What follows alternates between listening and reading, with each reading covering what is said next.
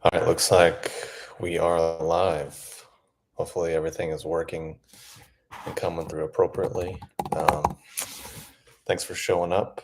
And this is actually the first time that I've done a live stream that I actually notified people about ahead of time. All the previous live streams, I basically just went live spontaneously without any planning or any type of forethought ahead of time. So we'll see how it goes and see how long we stay on here. Probably aim for about an hour to see how it goes. Um, so yeah, I thought just to start off, I would answer one really common question that I get very frequently, which is, how do I take the products? How do I take my own herbs? And how much do I take? And kind of what's my regular, normal routine with that? And then also, what's an easy way that someone can integrate them into their life as well. So basically, most mornings I will make myself a latte. And I started making it myself because going out and buying it was actually quite expensive, talking $5 or $6 per day. That starts to add up after a while. But making it at home is actually quite a lot cheaper. So I'll share with you kind of my sources and my whole process for how I do it. And it's something that I think is far better and far superior to anything you can actually get in a store or from a coffee shop. So basically, I just have a cheap Nespresso machine. I think it's one of the cheapest you can get. It was like $120, $130. I just use Nespresso because it's super easy and convenient. It's not necessarily the most uh, cleanest option or whatever, but for me, it's the easiest and the most straightforward. So for the coffee that I use this company called Artisan Coffee Roasters. And I'm not sure if you can see that, but I'll type it in the chat below and I'll do a link to it. Um, but basically, I only use decaf. I'm pretty caffeine sensitive. I don't really like caffeine. I don't really want the buzz or the stimulation or the energy. I kind of just like the flavor of it and like having something warm in the morning. Um, so Artisan is the best company that I've found for really high quality coffee. That's like fair trade, organic, from small farms, but then also the decaf process is through Swiss water. So it's not using any chemicals or anything ridiculous. Because sometimes people think decaf is better because it doesn't have caffeine, but actually, sometimes the chemicals and the processing they use for that is actually makes things worse and can introduce other irritants and allergens. So it's like the cleanest, highest quality coffee that that I found. So I use one capsule of that, put it in the Nespresso machine, and then I have also a really cheap milk frother that I got from Target. It was probably like $20, $30, and I put, I guess, probably 6 or 8 ounces of almond milk in there. So basically, I've tried all the brands of non-milk. Um, And so far, I found two brands that actually get really creamy and really thick, kind of like you would have from a normal latte if they're using like a steamer. So the one brand that I use is Three Trees, and the other one is Malk, Malk. Basically, these are good because um, no gums, no flow agents, no sugar, nothing added other than just what it actually is. And I usually go back and forth just depending on whatever the store has in stock and whatever's maybe on sale because it's not the cheapest thing ever, but I mean, it's still cheaper than buying it from a store. So basically, just have the artisan coffee in the Nespresso when that goes, get the milk frothing, and then after a minute or two, it gets like really creamy. And then I basically take usually about a teaspoon, half teaspoon or a teaspoon of whatever product I'm using. And lately, I've just been doing like a teaspoon of reishi and like a teaspoon of my lion's mane extract, and then a teaspoon of a really super strong turkey tail extract that I have just for my own personal use. But the lion's mane is something that I did have done every day for quite a long time, in anywhere from a teaspoon to like 2 teaspoons or so, and it mixes in really well with the warm liquid, and the flavors blend really well together. I personally don't add any sweetener or anything else to it. For a while, I would add some organic raw ground vanilla bean. Sometimes I'll add that in there just for more flavor or more kind of aromatics. And all of those things together make it really, like really, really delicious and something that's far better than anything you could get from a store. And basically, because the artisan coffee has like maybe 2 milligrams of caffeine per serving, so that's really quite low as a result of the decaf Swiss water process. So for me, that works. Other people that aren't caffeine sensitive could just probably use whatever else they're using. But for me, that's what I do. And for most mornings, that's how I'll be taking the various mushrooms or whatever that I'll be interested in. If you wanted to do a completely decaf version, you could use gynostemma instead of coffee. The flavors won't work quite the same because obviously the robustness and the full spectrum of coffee and what it offers. Um, so you could also use Dandy Blend, which is something you can get at basically any organic store or get on Amazon, and that actually tastes really, really quite similar to coffee, and has roasted dandelion, roasted beet, and roasted chicory, and some other things. So that's just another option if someone wanted to go decaf or was wanted to do it at a different time in the day. That's also a really good option. And taking the herbs in that way with something that's warm is kind of just easier and better. I mean, if you want to be a purist, you can just do it with hot water. That's what a lot of people do, or you can just like eat it right out of the bag. So that's basically my kind of morning routine and mostly what I would do. And cost per serving is quite low on that, and and what it is the quality is really high. I mean, if you got it from somewhere, it'd probably be like $15 or something. That's what a store would charge most likely, or maybe like $10, something like that. So basically, what else was I going to say? So yeah, basically, if you just jumped on, I was talking about this is what I was using. Artisan coffee roasters. It's a decaf and espresso pod. So you can check the recording for the full spiel, but I basically just do that in the Nespresso, and then I have two brands of almond milk that I think are good. Three Trees or Milk. Do that in milk frother, and then mix herbs in with the coffee. Mix it in, pour in the milk, drink it, and it's really, really, really quite good.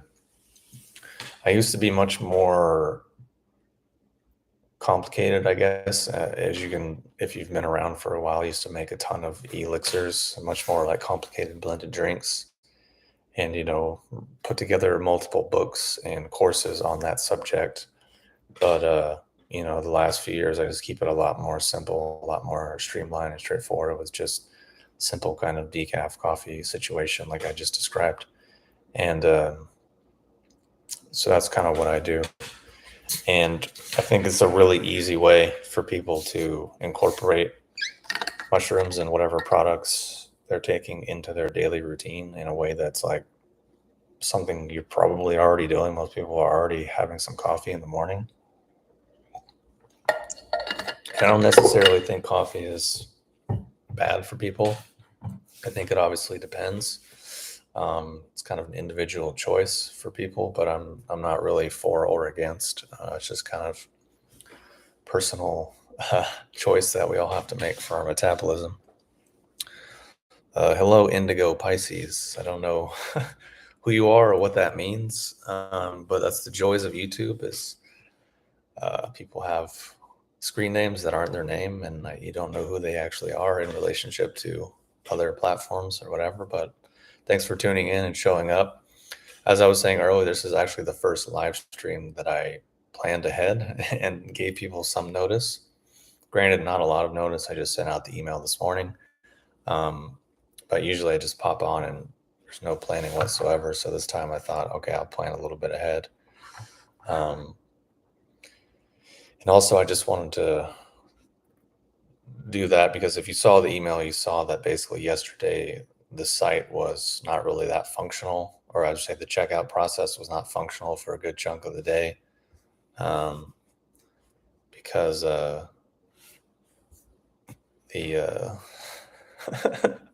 because Shopify had this like uh, widespread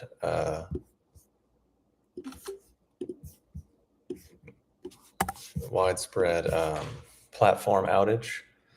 Sorry, I gotta block someone from this. Adios.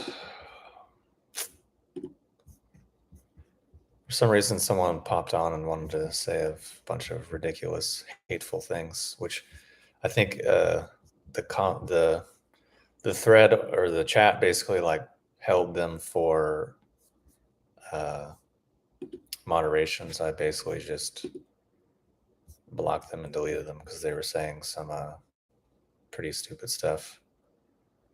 Um, but I guess maybe people did see it.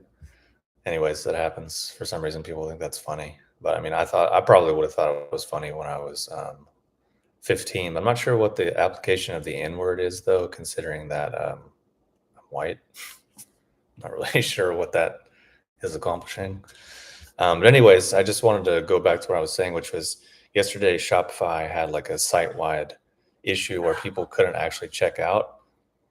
So basically, like, of course, this is the tail end when I was doing the sale. So a bunch of people were trying to use the promo code at the end of the day, but they couldn't because of the issue. So that's why I sent out another email today and basically extended the discount code for another day or two, just because some people missed it, which is always how it goes. It's like basically what I've seen after being in business for however long, 15 years or something. Whenever you do any kind of sale or promotion or launch of a product, vast majority of everyone comes in at the very beginning and then the very end. And then there's always people who forget and then come in at the very end and are like, oh wait, it ends at this day, but can I have it past this day, or can I have some other adjustment? Which is usually fine. It's no big deal. It's like, okay, yeah, we can accommodate that. It's really not the end of the world by any stretch. That's just kind of what I noticed. Even it might be a 5-day period. So because of that, then people couldn't check out because of Shopify. It wasn't my issue. It wasn't anything with my site because I didn't change anything. But then I think I don't know, it took them like 12 hours or more to get it fixed. But by afternoon or something, it was fixed. But some people still missed it. So that's why I sent out an email again with the extension of the code. And I was like, well, might as well do a live stream and give people a little bit of notice and just see if people show up, because I don't typically give people any notice, and I've never actually emailed my list to let people know about a live stream. So I was kind of just curious to see what would happen, because my email list isn't necessarily small and the engagement rate is pretty high. So I was curious to see like if people would even show up. Because it's also just been a while since I really positioned myself as like a a brand, or not a brand, but like a face for the brand and all that. So let me scroll up and see if there's any questions that I missed. Have you tried mud water? I've not tried it, but just reading the description makes my stomach hurt. Um, and just from my own experience of making elixirs and making drinks and being into this niche for so long, I really doubt that it tastes like coffee at all. It kind of just sounds like, to me, it reminds me of what I call the kitchen sink approach, which is like you want to accomplish something, so you just go on Google and type in like, oh, let's say you want to make like a cognitive formula. Go to Google and type in herbs that are good for cognition, and then you take everything that comes up and then you just put it all into one product and be like, look. So to me, that's kind of what mud water and a bunch of the other type of products look like. Um, because to replicate coffee without coffee or without certain other things is quite difficult, if not impossible. And it's also, I'm pretty sure it's like a chai kind of situation that going on with like black tea and other things. So it doesn't appeal to me whatsoever. Um, yeah. but I guess people like it. I don't know. It's obviously successful, and I mean, their branding, their marketing is great. So I give them props on that. Are you covering any topics tonight? Honestly, I didn't really make a plan, other than just like, oh, I'll share kind of my morning drink, my morning routine with people, because oftentimes it's a common question.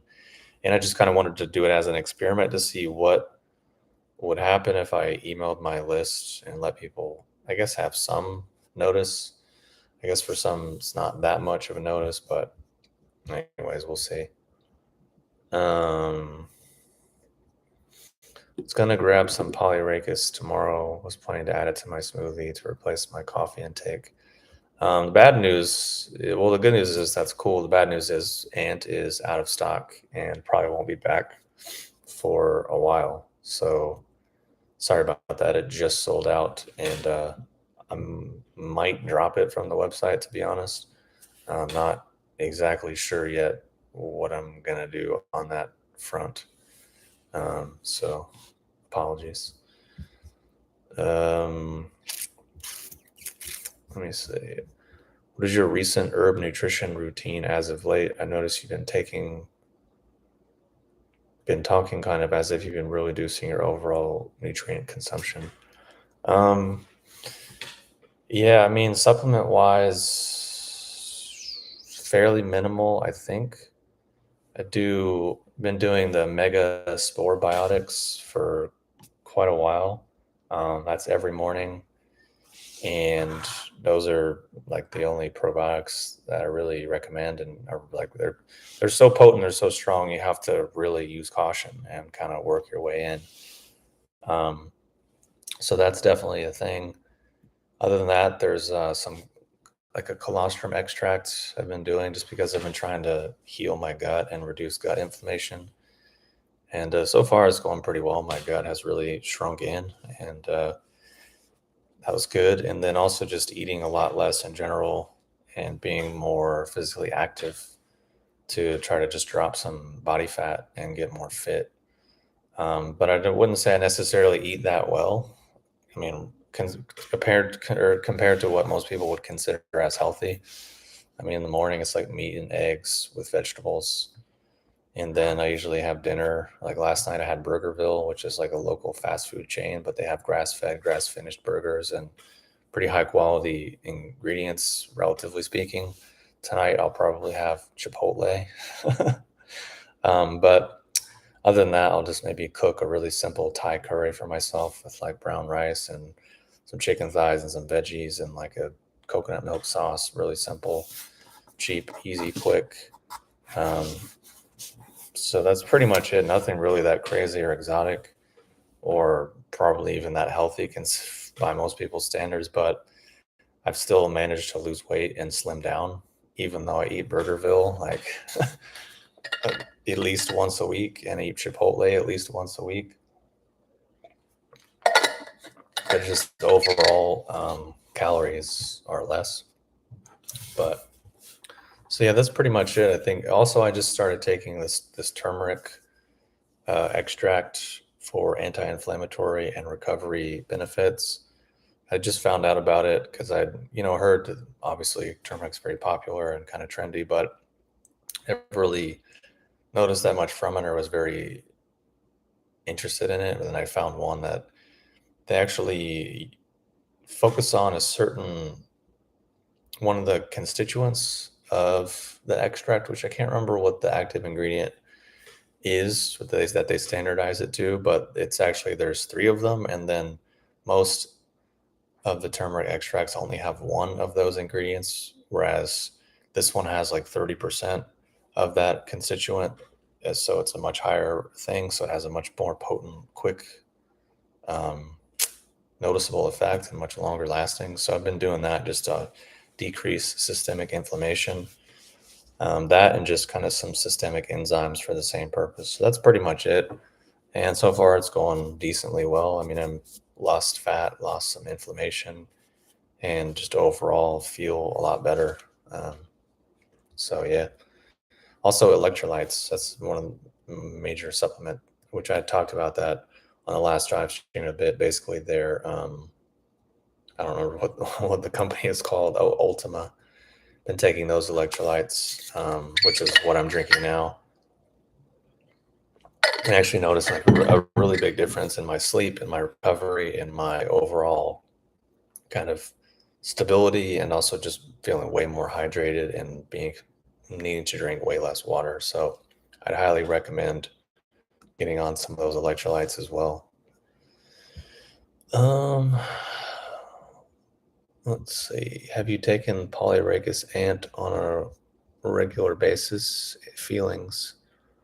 Um, yeah, I mean, years ago I took it quite regularly, and I think if you search on my channel, it was maybe like 2011 or 12, where I posted my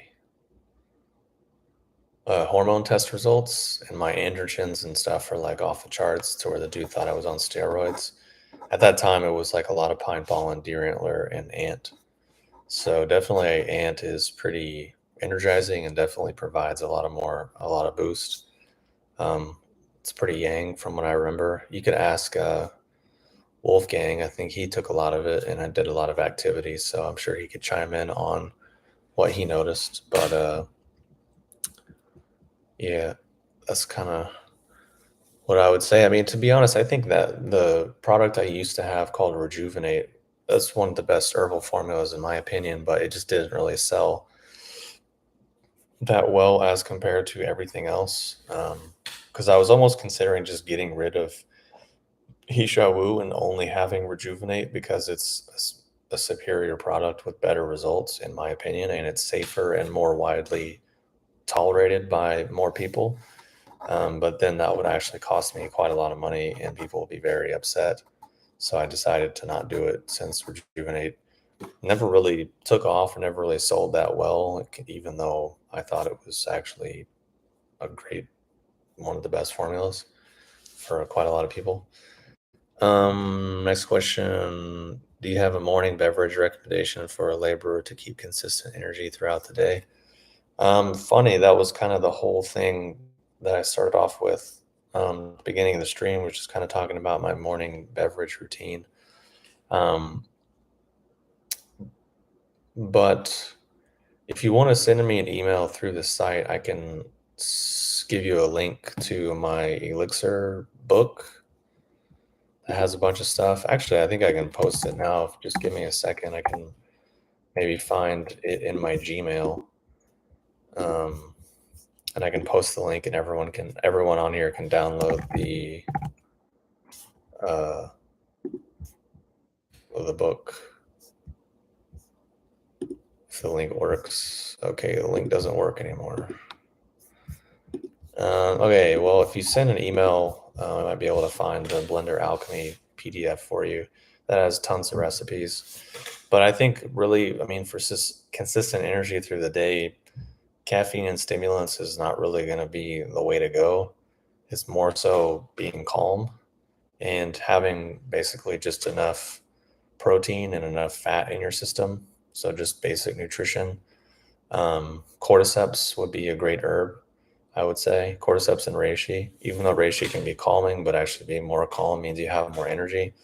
I know it's kind of counterintuitive because people usually think stimulation and feeling up equals more energy, but that's usually kind of this wave versus we need something long term. We want more of a even keel kind of thing. So I think just being calmer gives you more energy naturally, but that's obviously not always accessible. So, herb wise, cordyceps is great because it's not necessarily stimulating, but it can provide kind of a calm, easy burn. Same thing with reishi. So hopefully that answers your question. Are there any good nootropics on the market? It's been a while since I really looked in that kind of category. I think that AmmoFit device that I talked about on a previous live stream is probably better than most most herbs and supplements. It also kind of just depends on what you're looking for in terms of nootropic. Is it focus? Is it memory? Is it recall? Is it learning? Um, I'm just trying to think because it's been a while since I really touched on that whole schema. Um, yeah, I'll have to think about it, but I think the ammo fit is a great option. And honestly, just being more calm and chill is like learning how to breathe well and really getting a good exhale going so you're calm. Because the thing is, when people do breathing, mostly people focus on the inhale, but that actually just stimulates you and amps you up more. And usually just puts more tension in your system when actually the exhale is kind of the more important piece because that's what can go to more towards the parasympathetic calming down, releasing things sort of state. Also, just being able to get the blood to adequately drain out of your head can do absolute wonders for focus and learning and memory and recall and all of those things. Because usually why people lose focus or get mentally tired or can't kind of compute mentally is the blood flow to their head isn't really balanced in terms of going in and going out. Mostly going out is what people have problems with. It's very easy for people to shoot things up into their head. I mean, that's our society. That's all stimulants. That's all mediums that are visual. Shoot things up into your head, and just thinking a lot puts more blood into your head. But people run into problems because they can't get out. So everything kind of gets fuzzy and foggy and slow, and you feel kind of like, "Ooh, what am I doing?" Um, so actually, if you can get this part of your neck to really release, because I can't remember what they're called, subclavian, whatever. Basically, like it goes behind your clavicle. I think is what it means. I think it's artery or vein, whichever one is. I think venous return. Yeah, so it's like whatever these veins are. If you look at an anatomy chart, you'll see they come right it down around here and dip in under through there. So oftentimes the people's like necks are really tight. This sternocleidomastoid or SCM is usually going to be locked up, which is going to probably put some constriction on the fascia and put some constriction on the blood being able to drain out. So you're basically just structurally and habitually setting yourself up to not be able to really focus, not be able to really rest. And it just sets up a really kind of a dysfunctional cycle to like you can't really perform up here very effectively because you're foggy, but you also can't really chill out and relax very effectively either. So basically, it's kind of like I'm trying to think of the easiest way. If you think about just getting your Adam's apple to soften and sort of like drop and sink down, even when I just was thinking about it, trying to explain it, basically, I think I swallowed and like my stomach started relaxing and I felt actually my breath and my head chill out just from thinking about it. So once you get the feel for it, I think it's one of the most potent things you can do because it's free, it's quick, it's easy, and it's under your control. It's the actual mechanism rather than like, oh, I can take a product that'll make me feel this way, but it's like this is the actual mechanism. So that's the first part. If you get it's kind of your chin and the Adam's apple. Sorry, I was like spacing out trying to think about it. Uh, and then eventually, if you actually can feel into the fascia, you can use your mind to kind of drop and sink it down. And then I mean, eventually you can move fascia with your mind just on its own. I mean, even while I'm talking about it and thinking about it, my head, like this part of my head is getting warmer and this is getting warmer. And actually, my stomach and my rib cage I'm actually starting to sweat just from getting this going. So it's like it can really move blood if you actually get a feel for it. The other part of it is softening the back of your head where your neck and your skull meet. That's another place people hold like a lot of tension, especially people that have like this kind of posture, which is like really common where their head's like going up, um, which is a lot of people. So you're basically just doing a joint lock. Like if you took your wrist and like twisted it like this, and and like you'd want to tap out is basically what people are doing to like these joints in their body, but they're living in that way. So if you get that, that can kind of like soften and lengthen up, and then getting the fascia here to drop down, that will actually can start to balance the blood flow going in and out of your brain, and that will do wonders for mental function and stress and anxiety and a ton of things. You can also just kind of use your fingers and drag down. It's almost like you're pulling on a piece of elastic to where you're just kind of pulling on the skin gently, because you can see like the hair on my hand is moving. It's the same kind of feel here. We're just kind of grabbing and pulling it down. So yeah, just getting those things going, I think is probably going to be better than any nootropic. Granted, unless I release a nootropic, then of course it will be much more potent than anything else that's ever existed. Which I do have a nootropic product. I just haven't put it into production yet, and it is actually better than anything else on the market, and does actually provide long-term benefits and changes. So, anywho, yeah, curcumin. That's what I was trying to think about. Yeah, Java. Let me look that up. That sounds familiar. I think it's some kind of. Yeah, I've heard of it. I've never actually used it, um, or looked into it too much.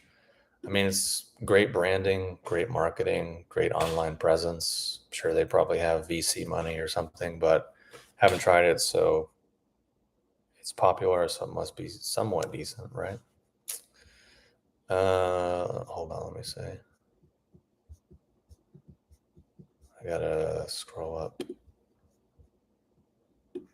Yeah, basically, instead of the ant, I would just say the cordyceps. It's going to cover a lot of bases and basically uh, provide some energy without being super stimulating. And again, the thing I was just describing with the head, if you get that going, it can just kind of put you in a neutral state, and then you can exist in a neutral state for much longer than you can being tired or being super energized. Is kind of really what I'm trying to get at. Um, and also, yeah, I mean, you can use certain breathing to wake you up, certain breathing to calm you down. What I'm just describing will definitely calm you down. It's Leah. I've been ordering from you recently. Oh, cool. Glad you could show up. I appreciate you ordering and for coming on the live stream. Feel free to pop in any questions or whatever you might have. Just kind of roll through them here. Let's see. I've been seeing some of your food posts. I love how simple your approach to health is. Yeah, I mean, it's kind of just where I'm at now. After 15 years in the game, let's say, and I've seen the spectrum of what people go through.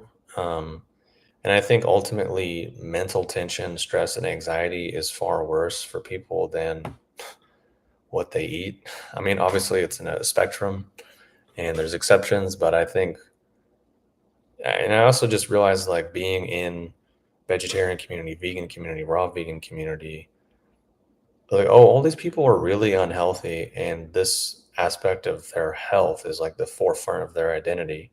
And then the other extreme diets as well, kind of a similar thing, which I'm kind of like, there's more important things in life than obsessing over this. And then I just started seeing people and meeting people and knowing people that were very old. Some people lived to be well over 100 years old, never worried about any of this health stuff at all, didn't have a healthy lifestyle by any stretch, but still lived quite a long time and were healthier than all the like health obsessed people that I've met. So it's just basically like people like to fixate on one thing. And I've said this a lot before in other videos, but it's kind of just people have Christianity on their brain where they want to identify the one thing, the one savior or the one evil. And then they have like that just defined concrete dichotomy that gives them so much meaning and purpose and emotional stimulation and validation. And then they kind of go all in on it. But I just don't think that's really true or necessarily healthy or appropriate. So that's kind of why I just don't really worry about it that much, because it's really bigger issues in the world than obsessing about every little thing that you eat. But I mean, obviously, yeah, you should try to eat good quality things and eat things that work for your body. And also for me, I think have been trying to figure out over the last few years how much food I actually need versus how much is just emotionally driven. For me, like trying to fill my stomach and get this kind of like feeling. So that's another thing, and that might not be for everyone, but I think a lot of people, food is very emotionally intertwined. So it's a big piece of it.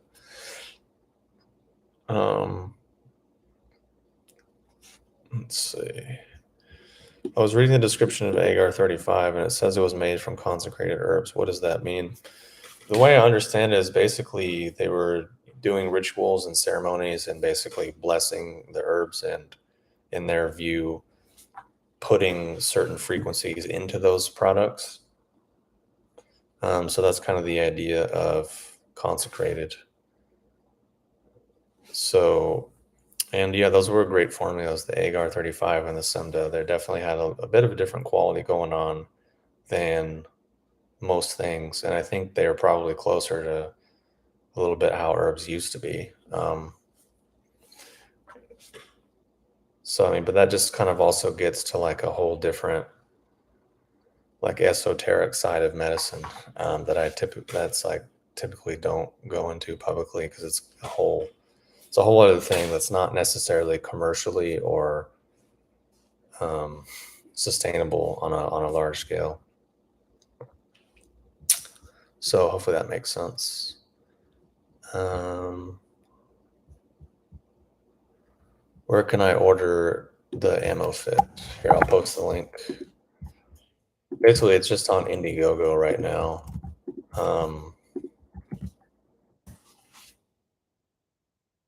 Cool. So I just posted the link for the ammo fit down there.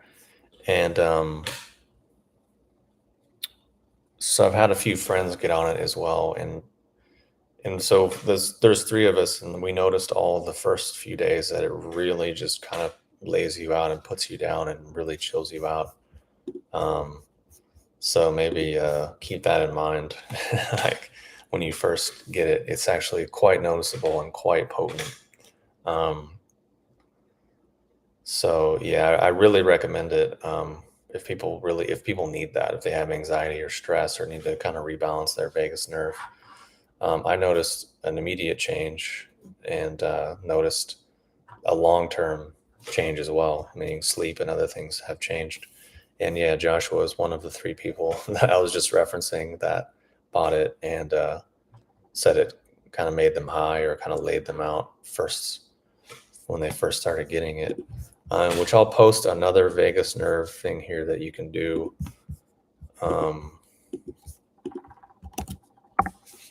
So I just posted this link to TikTok. It's basically a vagus nerve release you can do to kind of unwind the fascia in these regions.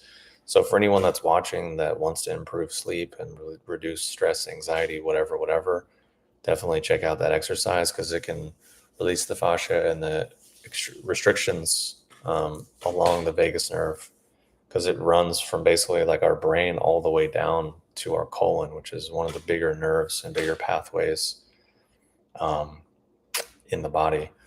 So yeah, definitely check out the ammo fit, and it's quite good. How would you personally define health? I think probably just comfort and ease, ultimately. Being an internal state that's just a bit natural. You don't necessarily have to do a lot for. It's just sort of your natural default state. Um, it seems like if you're in that state, then mostly everything that we would describe as not healthy is the opposite of those things. It's kind of like what I was saying in the other Q&A, talking about meditation, talking about internal arts and all these different things. And I was saying where the benefits come is actually developing the certain mental qualities, which is calm abiding, meaning your awareness can calmly rest on an object without any strain or real effort for a sustained period of time, which would be the second piece, which would be stability. ability to like stay stable on an object of your awareness. And then the third component to be absorption, meaning your awareness can actually absorb into whatever that object is, and then everything else kind of falls away. So actually, just those three mental qualities is where a lot of the benefits and a lot of the healing comes from, not from like, oh, I move my arm like this and it targets my lungs and whatever.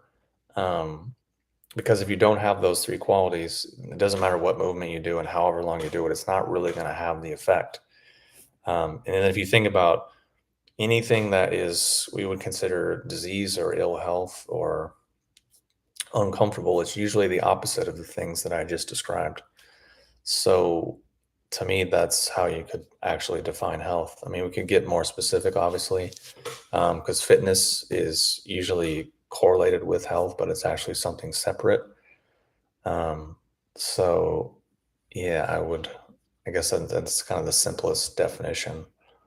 Also within Chinese medicine, their definition is like kind of similar actually, where they say where there's free flow and where there's movement and free flow, there's health. Where there's blockage or stagnation, there's disease. So, like in the simplest sense, that's how I would define it. And you could extrapolate that out across many different areas or arenas or avenues within life. So, yeah, hopefully that makes sense.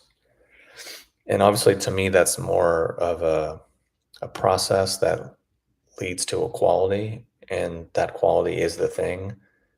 And then the quality equality isn't an action, I guess, is something else that we might want to define. Meaning people do things and they think, oh, this will make me healthy, but they don't necessarily consider that it's actually the quality that's what they're actually after, and that's what actually has the benefits. And that distinction is sometimes easily forgotten. Um, so yeah, which is why there's so much variation. Because I've been thinking about this earlier because I'm actually working on a course right now and I'm kind of getting down my main core ideas for the course or book or whatever it's going to be. And part of it is just that the main thesis that I have is that the vast majority of the health and healing and therapy industry actually just makes people really good at being sick and doesn't actually solve problems or make them good at being healthy. So it makes them more functional at being ill, basically. It's like how to do that better, how to cope with that better and get deeper into that. That's mostly what people are doing. And why that has to be true is because if we just look at the last 10 years or 20 years of those industries, there's always new trends and always new things that different diets and different hypey things that people are getting on board with that kind of come and go. And it's always the next latest and greatest thing, which just proves that what I'm saying is true. Because if there was something that people figured out that actually worked, then that would be the thing that people would be doing, and there wouldn't be so much derivation and reinterpretation and recycling of ideas and whatever. Because if you think about it, if you break your finger, the process of fixing that is pretty fixed and pretty straightforward, and we all pretty much understand it. So that's why there's no emotional investment, there's no excitement around it, there's no industry, there's no marketing, there's no trends, there's no ups and downs and, different things coming on the market because we pretty much figured out, oh, this is within this range, this is what we do that actually works to solve the problem because we've identified what the problem is and we can solve it repeatedly. So here it is. So it's kind of like, okay, cool, we got that. We can kind of move on with our lives. So what I'm saying is like if health and healing and the therapy industry had something like that, then that's probably what would happen. It would be like, oh, well, here's what the problem is. Here's what people are actually after, and here's how to resolve it. And then people are like, oh, okay, we'll just do that. And then mostly everything else would fall away, and it would just kind of get pretty boring.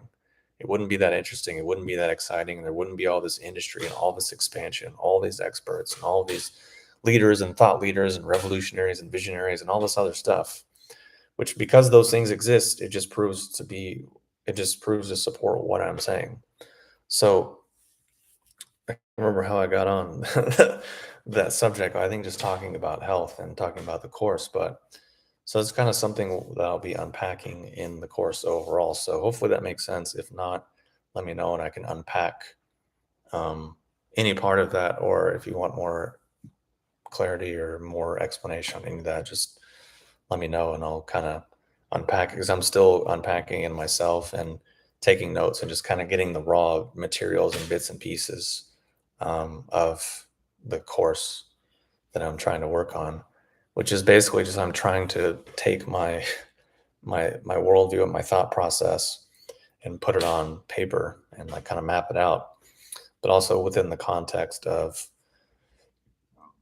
this is what the problem is, this is the cause, here's what people want, and here's hopefully and probably how to achieve that. It's kind of that idea.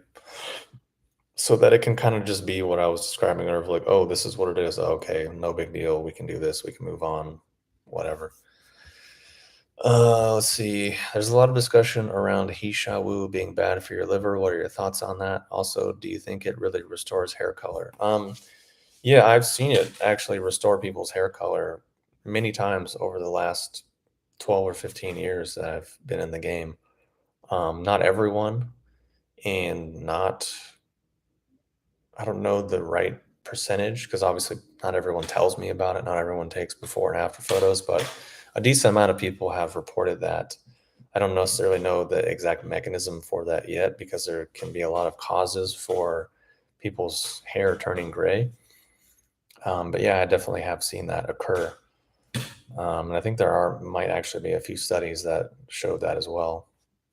In terms of being bad for the liver, I think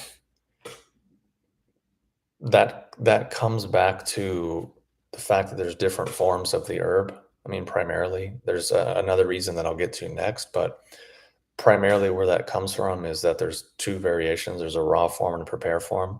The raw form is actually somewhat toxic and is not ever meant to be used for long term because it contains a certain chemical that is kind of purgative, let's say. So it's a slight toxin, as all strong laxatives are slightly toxic, which is why they have that effect. So basically, that's only used under certain conditions in certain formulas within TCM. It's never meant to be used like standalone long term. Then definitely that's where a lot of that comes from.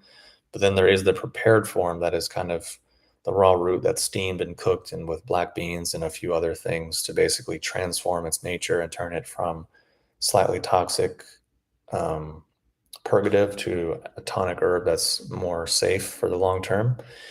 And there's many different herbal preparations within Chinese medicine. They call it Pao Zhi or something like that. That's the Chinese words that I just completely butchered.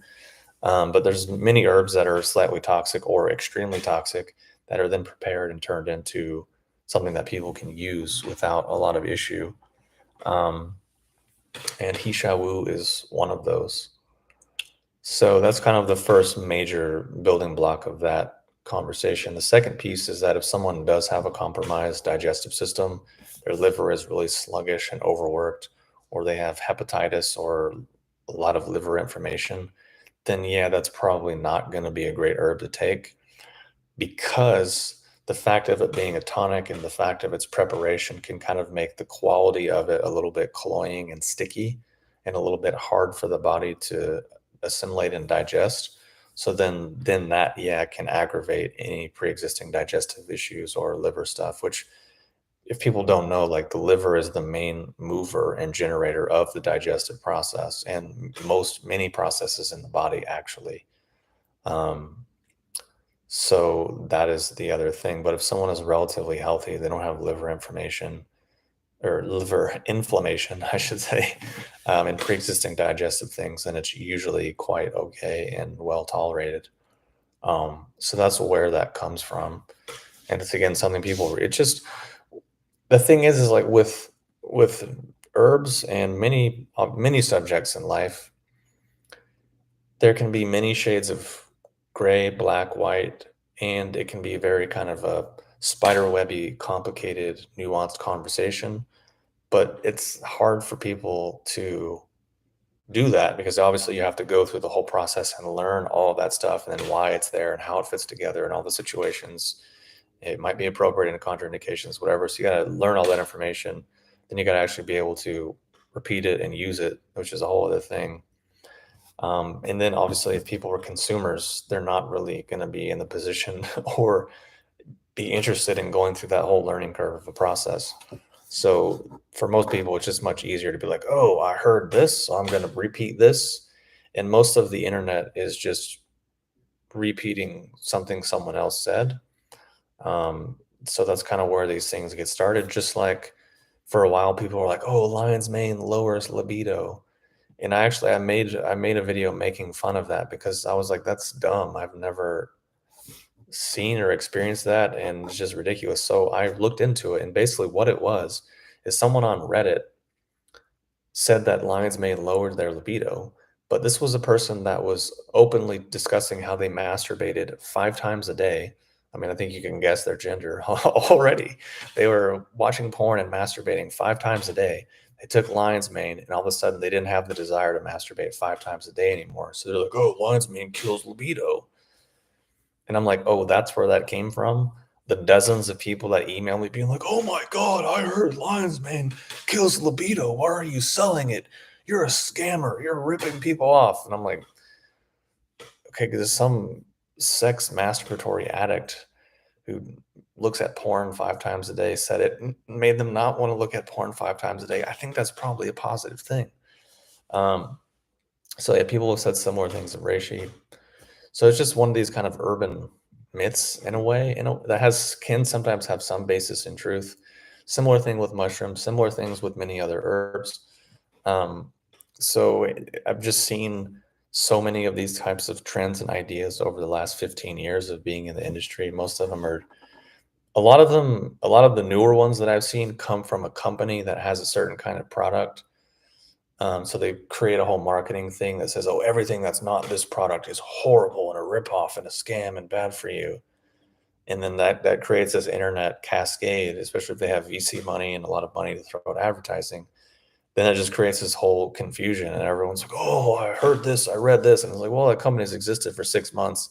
I've been doing it for 15 years, and I can see how and why they arrived at that conclusion and why they're saying it." So I'm kind of like, eh.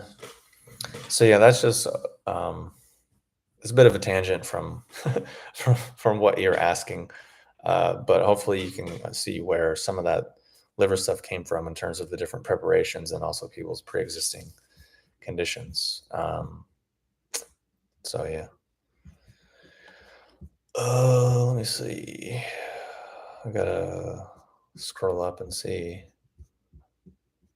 if oh cool, we got more. Ooh, man and woman masturbate live cams. Nice. All right, guys, I gotta close the live stream. I gotta go check out these live these live cams.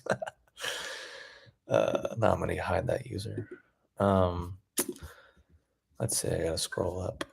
Any advice for knowledge workers in maintaining mental performance in a corporate work environment by the end of the day just being drained? I don't know if you caught the whole thing I did earlier about balancing the blood flow going in and out of the brain, but that's pretty much the best and most and the strongest thing that I can recommend. So if you didn't see that, I would go back and check out the recording where I explain that process. If that doesn't make sense, if my explanation and illustration wasn't clear or precise enough, just let me know and I can just do a whole video on it, because it is really quite transformative. It's something that I took and stole from different qigong teachings, but it's basically just balancing the blood going in and out of your head, which is why people can't focus or feel fuzzy or get tired, is usually because of that. And if you can control that mechanism, then you can, in many ways, control your mental focus. The other thing is periodically changing the focal distance for your eyes. Because basically, if you're looking at a screen, the focal distance of your eyes and all the tissues and all the muscles and nerves just shape and build around that distance, which is kind of like if you just held your shoulders like this, which I guess if you're working at a desk, you might be doing. But if you just did that, eventually everything's just going to shape and build around it. And you're going to think, oh, that's natural. But that's actually holding a lot of tension and discomfort in your body.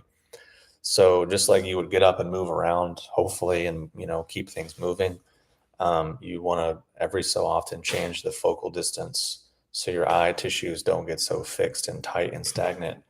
That can be useful, and also massaging the back of your head where your eyes, or not your eyes, but actually, yeah, your eyes, but your neck and your skull meet.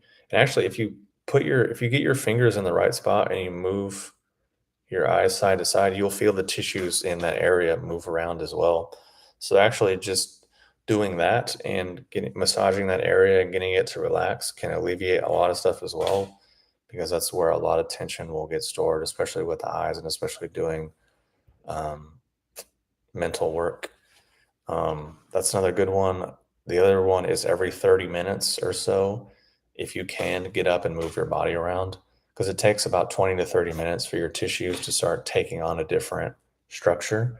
So you can get up and move around or change your posture every 20, 30 minutes, then you won't necessarily lock in whatever posture that you're sitting in or standing in or whatever it happens to be. So that's what I would say to that, which is very useful for pretty much anyone because our world is heavily mentally and visually oriented. So these are really real problems for a lot of people. Because if the blood can't get out of your head, like forget about high performance, forget about sleeping well, forget about all these other things. It's just going to go down. Will pine pollen or nettle root come back? That's quite unlikely. Probably not.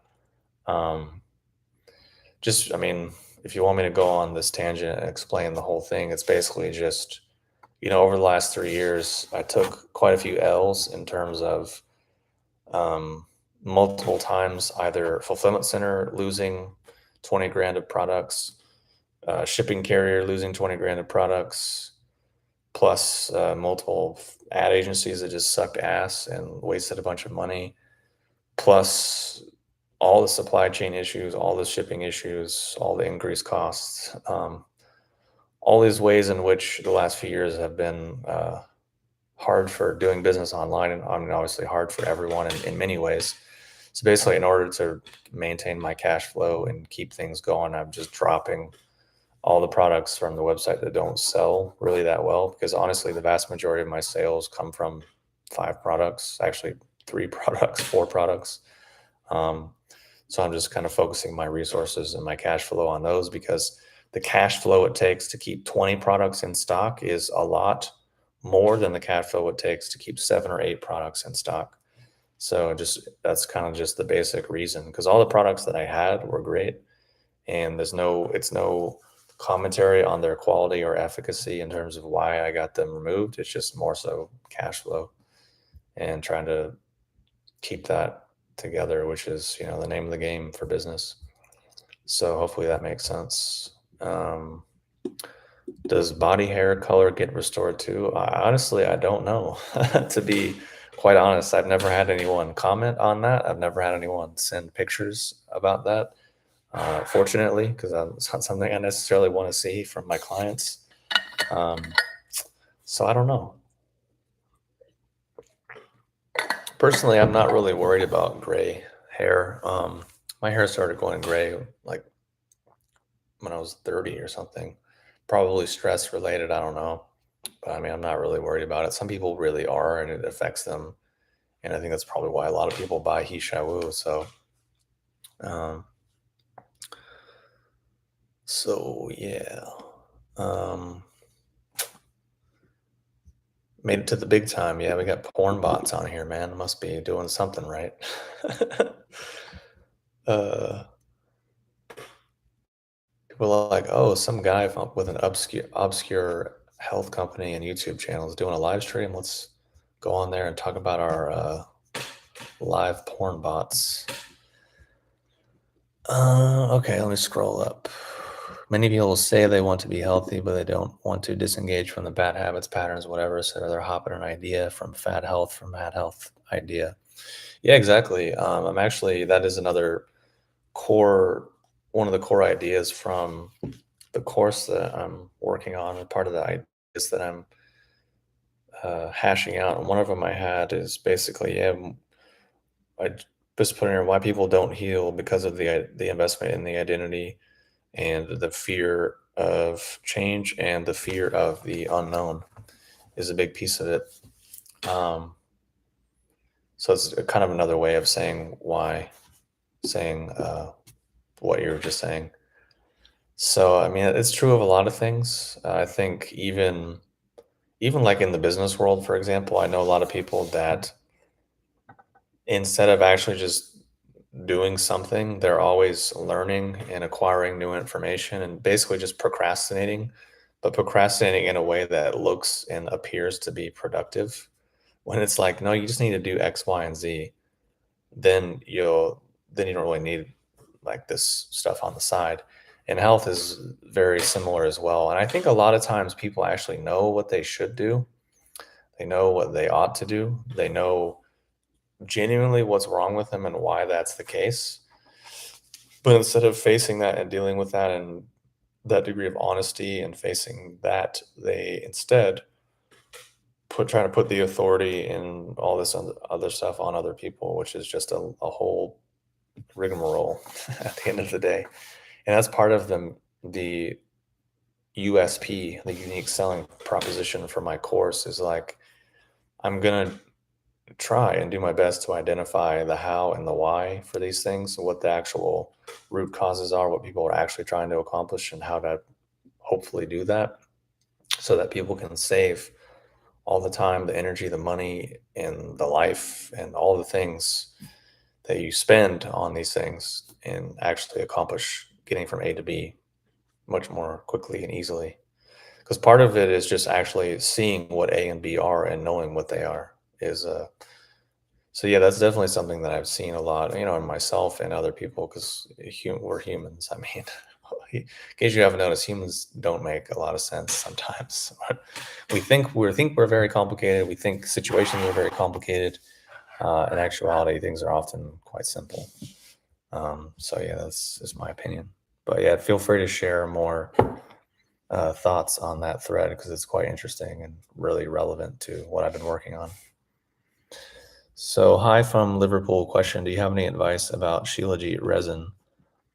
Yeah, it can be quite beneficial. I think. I mean, it's a lot of fulvic and humic acid, which are pretty strong electrolytes and antioxidants in the body, plus the trace minerals. So, I know some people really, really get into it, but I've never been that into it. I think I found when I took it, it was a little too heating for my system, so I didn't really do it. But I think it can be great. There's a lot of retailers for it online. I don't really know of any in the UK, but I'm sure you can find some.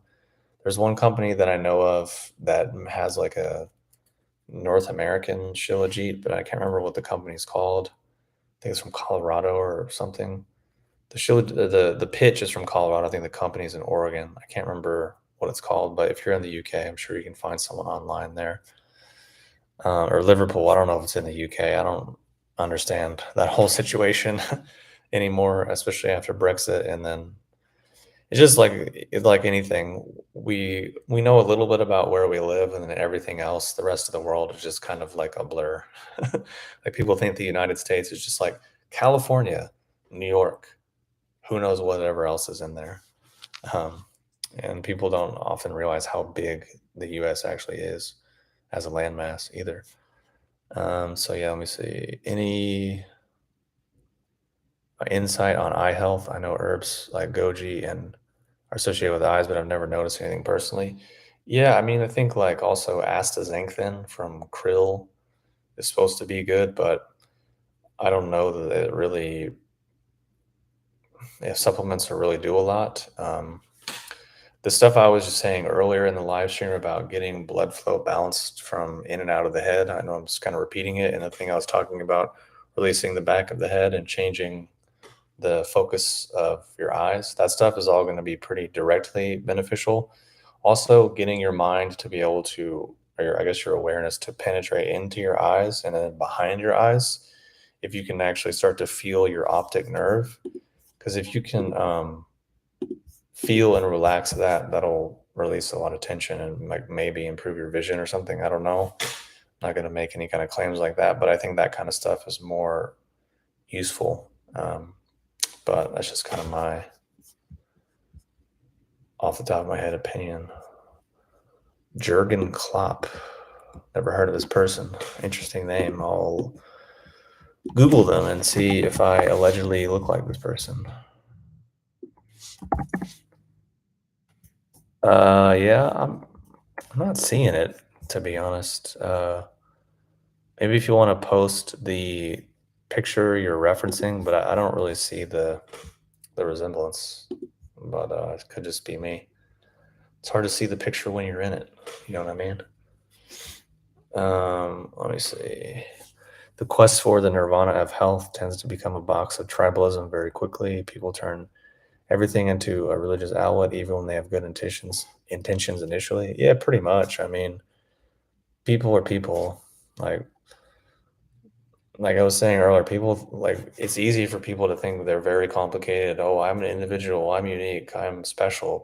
But at least for me, you really start to reflect on your behavior and your actions and the reasons behind those things, and then you do that over the long term, you really see how kind of mechanical and robotic you are and humans are in general. And how if you actually understand the foundations of the operating system, then what comes after that is fairly predictable and fairly easy to understand. Or you can predict it to a high degree of accuracy, let's say. And that's sometimes a hard pill to swallow because a lot of us are raised to think, well, I'm special, I'm unique, and all these things. We have kind of a really elevated self idea, which is, it's hard to get to that point because, or at least what I notice is it takes a lot of self esteem, I guess is maybe a word, or mm, I guess maybe it takes a lot of backbone and fortitude, and maybe you can call that self esteem, to actually easily admit uncomfortable or genuinely negative things about yourself, whether that's your motivations, your intentions, your real desires, your real reasons for doing things, your real feelings and opinions on things. Um, and especially if you've had any type of trauma or negative experiences in the past, that can be even more so true. Um, so, yeah, I think I was actually thinking about something related to self esteem for my course earlier, but I don't know if I wrote it down. But I need to, hopefully, I can rekindle that idea because I think there was something good there. Because I've noticed over the years of, you know, being in the health field and doing whatever, there's that kind of there's a bit of a spectrum. And there's people that have kind of experienced a lot of things and have, maybe matured early in life, let's say, as a result of stress. And then there's people that kind of never really experienced much stress or hardship whatsoever. And then there's people who maybe just had a really great family dynamic and experience growing up in life. And what I noticed is the conversations they have and the mental frameworks they have are very different than the ones that people who didn't have those experiences. They're very different. Um, Maybe you've noticed that as well, and I think that's also relevant to one of the videos I did recently. I'm trying to think of which one it was and what it was called. I feel like I should know all this stuff, but I don't really. Oh yeah, how was it? No, I was understanding and letting go of hurt and anger. I was actually working on a part two of that to address the thing of people who really don't necessarily have hurt and anger to let go of because they had a really good life. But they also typically don't have the desire for growth or healing or spiritual development and all these things, which reminds me of another piece of the course that I'm working on is basically going to illustrate how spirituality, the desire that most people have for spirituality is actually coming from mental illness. And then I'm going to overlay like the cycles of mental illness over with the spiritual languaging that people use and what they think they're experiencing, but is actually just different cycles of mental illness. At least, I mean, obviously there's exceptions, but something I've definitely noticed to be quite true over the years. So we'll see. Let me scroll down and see if there's some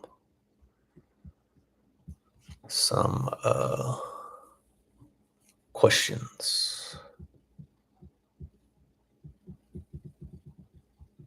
I gotta scroll up, man.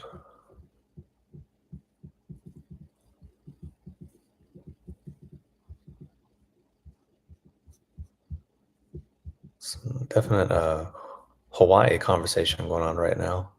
Which I don't know if Joshua was still here, but he used to live on Hawaii as well. Or not on Hawaii, in Hawaii. Um,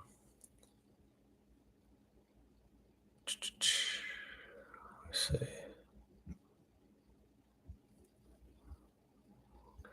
Are any herbs that people think are great, but you should avoid them? Um, Honestly, I can't think of any off the top of my head. I've been at this for like over an hour now. My brain's starting to give out a little bit because I'm hungry. I did a bunch of training this afternoon and then I haven't eaten dinner, or I didn't have lunch. I haven't had dinner yet. I think there are definitely quite a lot. It's mostly just all the hype and stimulant based things I don't really think are that great. But if you want to list off anything that comes to mind, I can give you my opinion on it, or any like specific herbs or products, I can give you my opinion. Any advice for schizophrenia slash bipolar? Uh, Not really, since that's a bit more of a. Actually, yeah, I would say neurofeedback.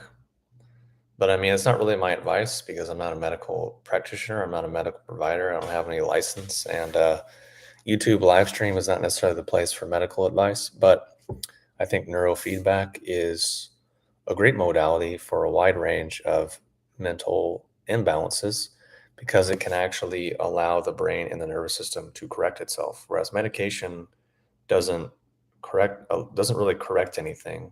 Maybe it can help stabilize someone to be able to be functional or whatever. Like that's a whole other thing which I can't really get into because I'm not a doctor, I'm not a psychiatrist. But I can say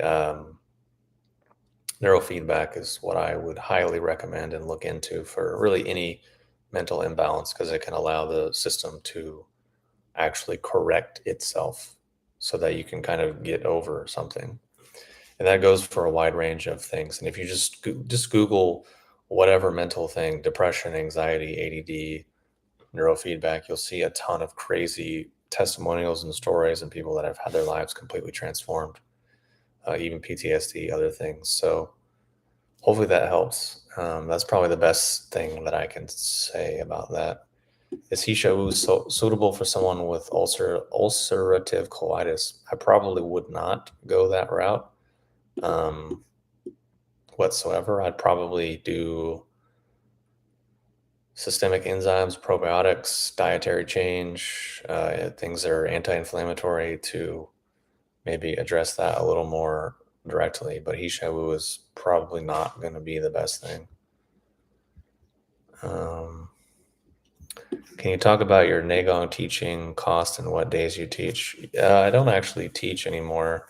I haven't taught since 2017 or 18 or something. So I can't really talk about that much.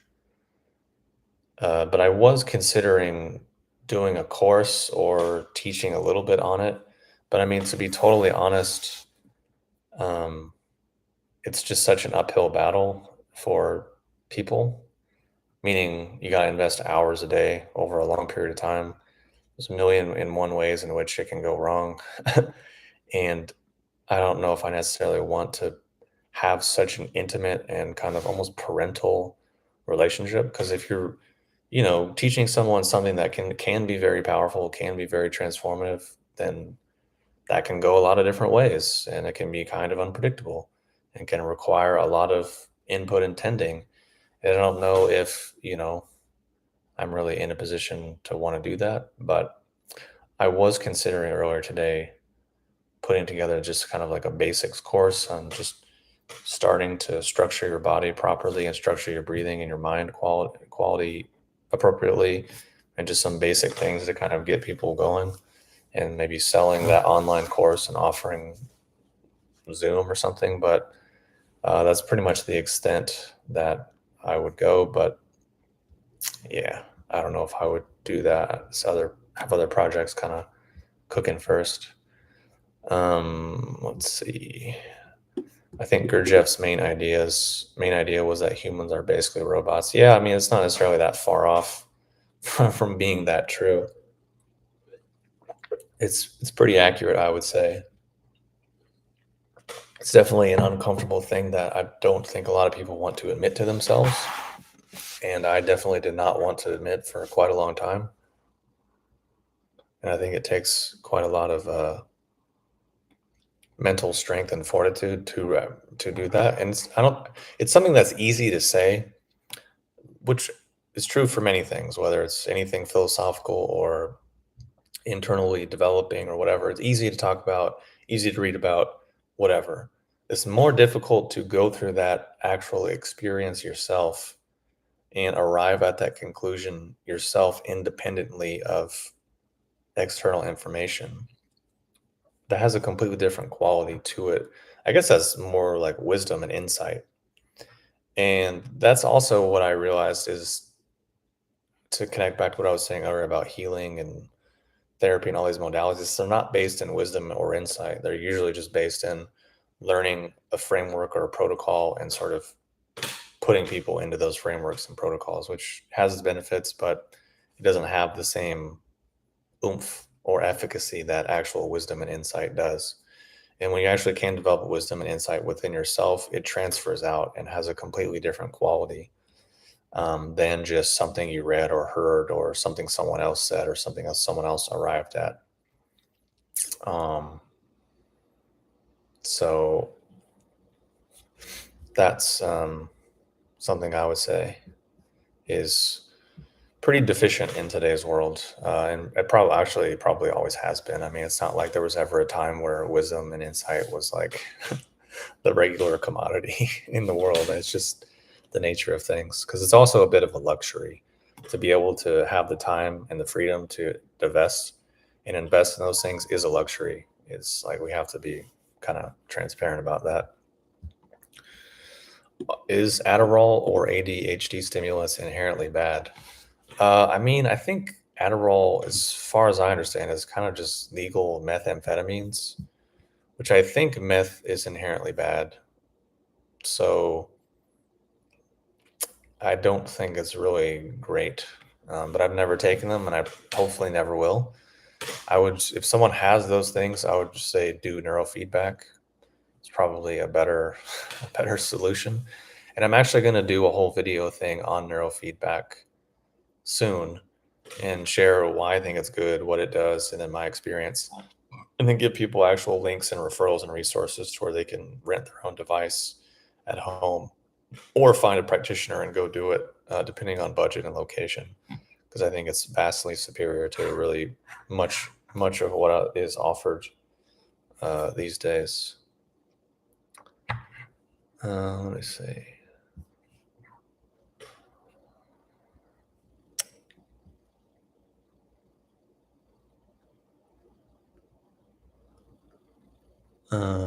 Oh, the info is on the Nagong site as a teacher. May want to have them take it off. Oh, is that?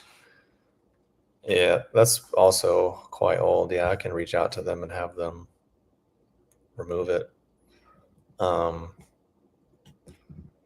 I said, I'm not against teaching. It's just basically what I found is that the vast majority that I taught basically everyone that I taught previously just didn't really stick with it and they kind of fell off. So it's kind of like, well, wasn't really no point in teaching them because people don't really practice it. But I mean, if you look up what I have on YouTube already, I have like Myths of Qigong. That's a good series. And then maybe a few other videos just talking about the theory and the mindset. That's all useful material to kind of like get your head going. And if you want, I can do videos in the future on just kind of basic mechanics, because it's in some ways it can seem extremely complicated, and it kind of is, but also at the same time it can be a bit simple and straightforward. So if you have specific questions or things that you want to know, just let me know and I can address them or maybe refer you. But if you're in Portland, then I would just go see Steven. If you're trying to do Nagong in Portland, Stephen is better. He's a good medical practitioner and he has regular classes. So I'll post his link now. So you can go train with Stephen. He does regular classes. He has a regular group and he does private sessions. He does really good Chinese medicine as well. So it's kind of a good one-stop shop. So maybe that's more so what will be useful. Let me see. Some other questions. Have you ever taken colloidal silver? I don't think so, actually. I mean, I honestly haven't been sick in like 8 years or more, maybe 10 years. I don't really remember um, when the last time I was sick, which usually that's why people would take colloidal silver. Um, so yeah, I don't know, but I feel like maybe colloidal silver will be better for topical things, at least for long-term usage. If you have like any skin condition, you could do that. But I never really got into it. It's another one of those things people get kind of fanatic about, but I've never actually done. But I think like it's pretty easy to get good colloidal silver. I've taken colloidal gold and like angstrom gold and alchemical gold. I've taken that before, and I think alchemical crystals or something like that. Like so, those are definitely noticeable and have effects. So I'm sure, depending on what you're dealing with, silver can be great, but not really quite that experience with it. Can you recommend an enzyme brand? Yeah, for just regular stuff, Enzymatica is good, which I'll type their stuff in there. Yeah, Enzymatica. I think their enzymes are usually quite good. That's usually what I go for just kind of digestive stuff. Um, so yeah, I would check that out. I see there is nothing on your site under detox page. Oh yeah, I need to remove that. That's good. Thanks for the reminder. I need to remove that section. But no, there's definitely. I don't think there's anything on the site with um, detoxing qualities. I mean, it's been a while since I talked about that, but I think I did courses on detoxing, and I think I did. I think it was called Everyday Detox. I think I did like a whole 4 week course on that. I think it was probably like 12 hours or something. I think it was called Everyday Detox. So I got to find out where. I might not even have access to that anymore, to be honest. But yeah, there's nothing on the site that really functions in that way. I used to have the zeolites, but those are gone. Um, so if you want something like that, I can say Vitality Detox Drops. There's a link. Those are basically the only zeolites or the only kind of detox product I would really go with, aside from just like infrared saunas and basic stuff like that. But use caution because those zeolites are quite potent. So start slow and work your way up. Um, have you heard of Puridyme enzymes? Nah, I have not, but I'll Google it. Um, yeah, I mean, they're, to be totally honest, let me see. When I see sites like this, it's like what people that don't know anything about the health industry think the health industry is.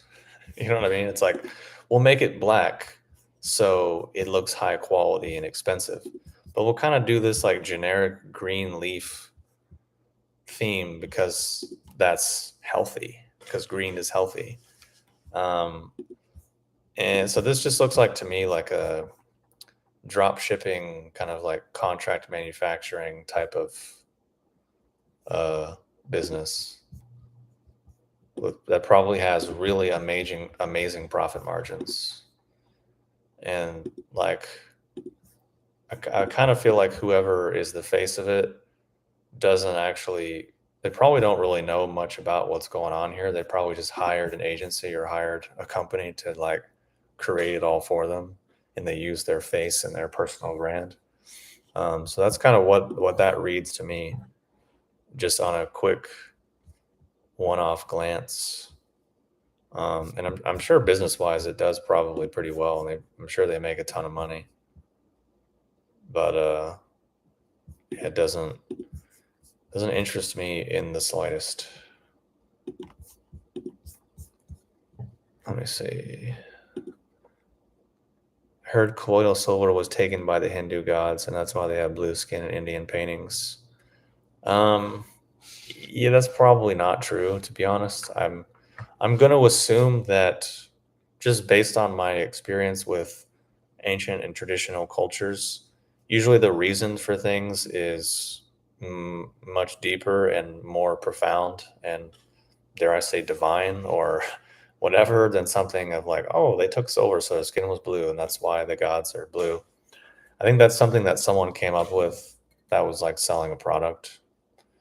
Um, so I don't think that's actually the reason, but I mean, it might as well can be, because what difference does it make really? If you believe one way or the other, it doesn't make any difference. So I don't know. Um, but there's another mechanism that I can talk about here, where there's a human tendency to where when we encounter something that's above our pay grade or above our intellect or above our comprehension or above our experience level or above anything we can relate to, we want to put that within something we can relate to, which is usually just based on our past experience, which is fine for a lot of life. That is a useful strategy. It's not fine, and it's not functional, and it's not accurate and useful or helpful when we start approaching that to old traditions or spiritual traditions or anything related to anything transcendental or divine, or something that came from the most highly developed human beings that probably have existed in our species, because there's no way we can comprehend or relate to that. And what we're doing is kind of like, in my opinion, it's arrogant. It's um, kind of just a disservice to everyone, but it's also just a natural function, which is something you kind of have to comprehend and become aware of in yourself and be able to compartmentalize. At least for me personally, that's what I think and how I approach things, is trying to realize certain things are appropriate here and other things are not, and just certain things I can't and don't understand and maybe never will. That's fine. I don't need to like bring it down to something that I can try to relate to, which I mean, which I definitely did. I mean, if you watch a lot of my older videos, that's what I did with a lot of Eastern and esoteric ideas, is just put it in context of things that are a little more accessible and relatable to people. Sometimes it was correct, sometimes not, but that's just what that's just what people do. It's fine. I tried Colloidal Gold 20 ppm and I felt hyper and tired at the same time. Weird feeling. I put a cap of Colloidal Gold in the water and it was near dead, but now it regrew. Yeah, I think Colloidal Gold is maybe also not that great. I haven't taken it in a long time. There's kind of an alchemical spagyric preparation that I took. Um, but I can't remember the company I got it from. I have to find. I think this might be it.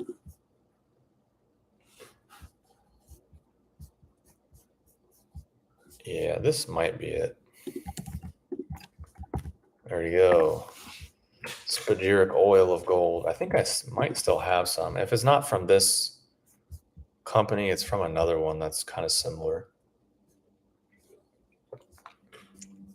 Yeah, I don't think it's from this company actually. I can't remember what company I got it from.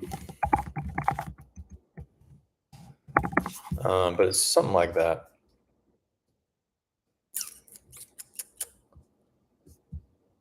Yeah, I'm not gonna sit here and try to find it right now, but yeah.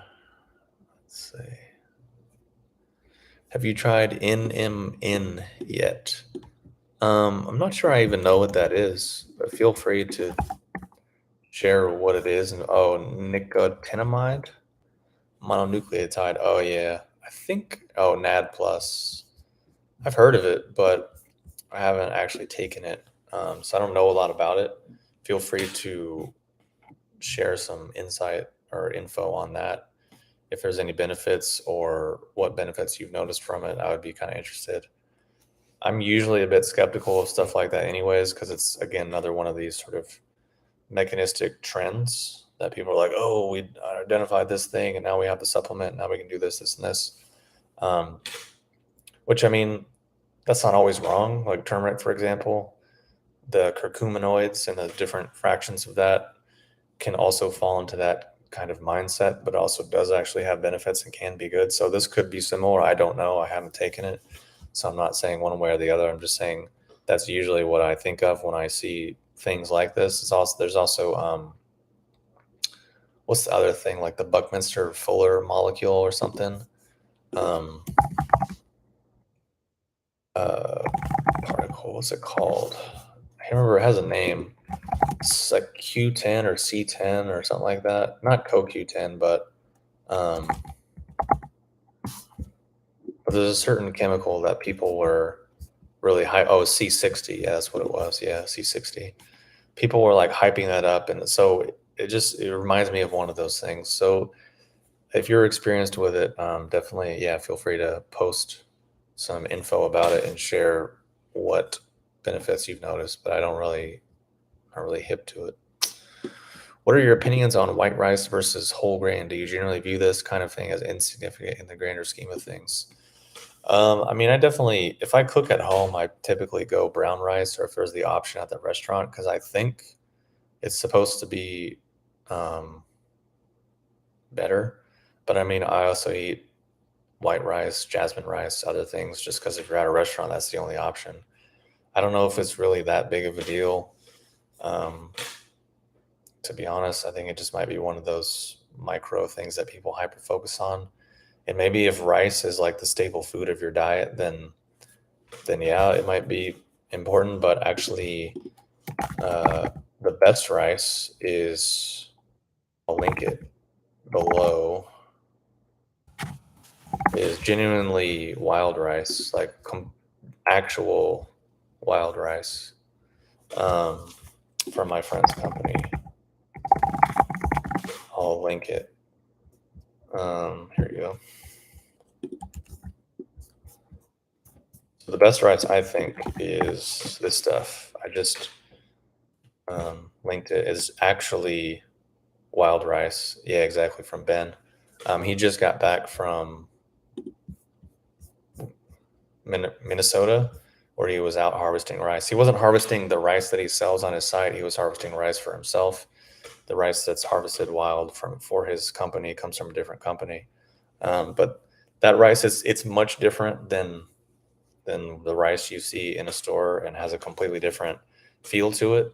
So I would recommend that. It's a really good food. It's much more nutrient dense and just much different experience. So you're into, training and nutrition and health and all these things. So I would definitely recommend checking it out whenever he gets it back in stock. What's the best time of day to take reishi and cordyceps? I would say experiment and see what works for you. Typically, people find cordyceps to be more energizing. So that would be uh, better earlier in the day, morning. Reishi, typically people find it chills them out. So that would probably be later at night. But that might not be how you react. I know some people take cordyceps at night and it makes no difference. Some people take reishi in the morning and it's fine. So that's that's the framework and the idea. So I would just or I would invite you to trust your intuition and use your own experience. So definitely, uh, that's kind of the guiding principle. So just try them out and see how you feel based on your reaction to it.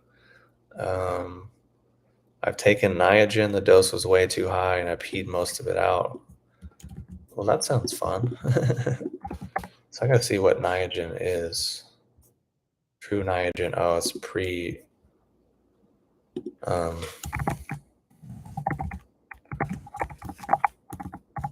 it's another NAD plus kind of thing. Yeah, Yeah, I haven't ever really taken it or gotten into that stuff.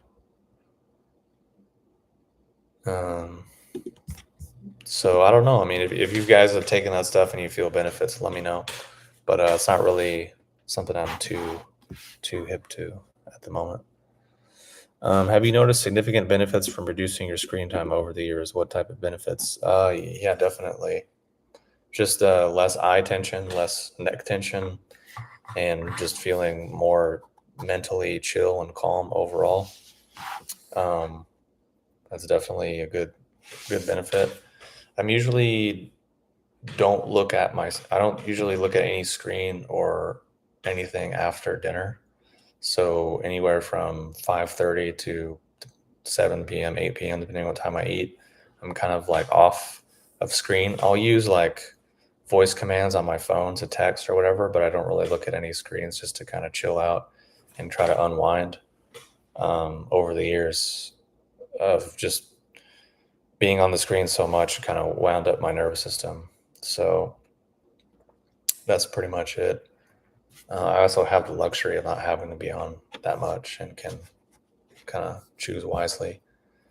But also, some people it doesn't really bother them. It doesn't really affect them. I think it's just because my nervous system was dysregulated and kind of fucked up for a number of years that I became kind of stuck in a hyper agitated state. So obviously, screens which draw more stuff up to your head was not really ideal. So kind of just kind of depends because I know some people they're on their phone 24/7, and right before they fall asleep they're on their phone and they're fine. So it kind of just depends on how you're functioning, man.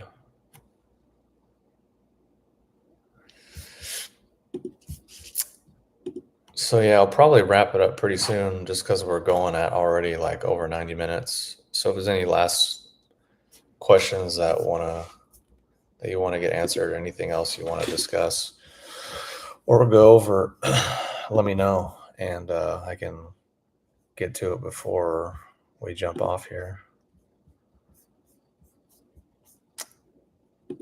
Otherwise, might have to wrap it up soon because we're coming up on an hour 40. I meant to just do like an hour, but we'll see what happens.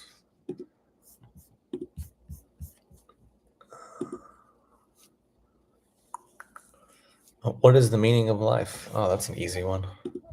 I mean, a short answer is I don't think there is actually a meaning to life, other than like, you know, whatever the biological imperatives are. I think that's basically the only meaning of life I think we can all agree on. The fact that life doesn't have inherent meaning is what allows us to put our own meaning over it, and why there's so much variation in that. Um, so I think that's really the opportunity for each of us is to create our own meaning and find our own meaning and purpose in life. So maybe that is a sense of meaning. Um, so yeah, I think it's also it's one of those questions that like for whatever reason Western philosophy has been mulling over for a long time. It's one of those things that's like kind of a form of procrastination. It's something that sounds cool and deep and whatever, but it's kind of a trivial conversation that we can never actually find a real answer to. Uh, which I think is kind of just cataclysmically tragic that our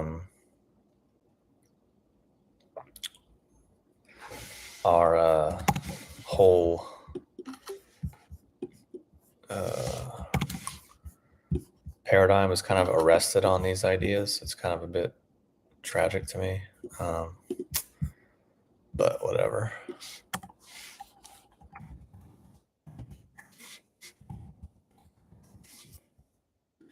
Let's see. What benefit did you experience from taking Lion's Mane? Definitely helps support nervous system regeneration and overall cognitive increase, I would say. Definitely when I first started taking it, I remember one of the first few times I was taking bigger doses of it, I remember I found myself like 3 hours into reading scholarly papers online, and then realizing, like, oh shit, I'm doing this. And this stuff is usually, I think this stuff is really dry and boring, and I can't be bothered to read it. But for whatever reason, I was just kind of really zoned in. I'm like, oh, I wonder if it's the lion's mane. So that's definitely what I would say are the main things, because the extract that I have is quite high in the arenosines and hericenones, which is quite unique for most, or quite unique for lion's mane products. And that's actually what has the cognitive and neurological benefits, which is why I sell it and why I like it and why I think it's good. So it's kind of pretty straightforward. Stays in its lane and yeah, because there's a lot of overlap with the mushrooms, cordyceps reishi, lion's mane, chaga, turkey tail, shiitake, maitake, list goes on. A lot of overlap, right? But pretty much only lion's mane has the arenosines and the hericenones. Well, I mean, actually, only lion's mane has those, and actually has those neurological benefits. So that's why I chose to divert and just focus primarily on those, because you just want like immune system support. There's a dozen other mushrooms you can get into, but there's not much that's gonna have the nerve growth factor properties like lion's mane will. So, hopefully that makes sense.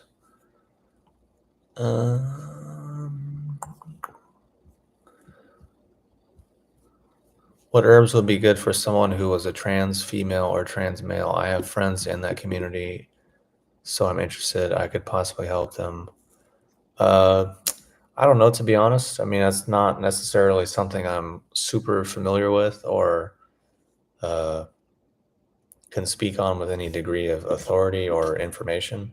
I mean, ultimately, they're still people. They still have an immune system, like they're human beings. So, reishi, cordyceps, lion's mane, gynostemma, these things will all still be supportive.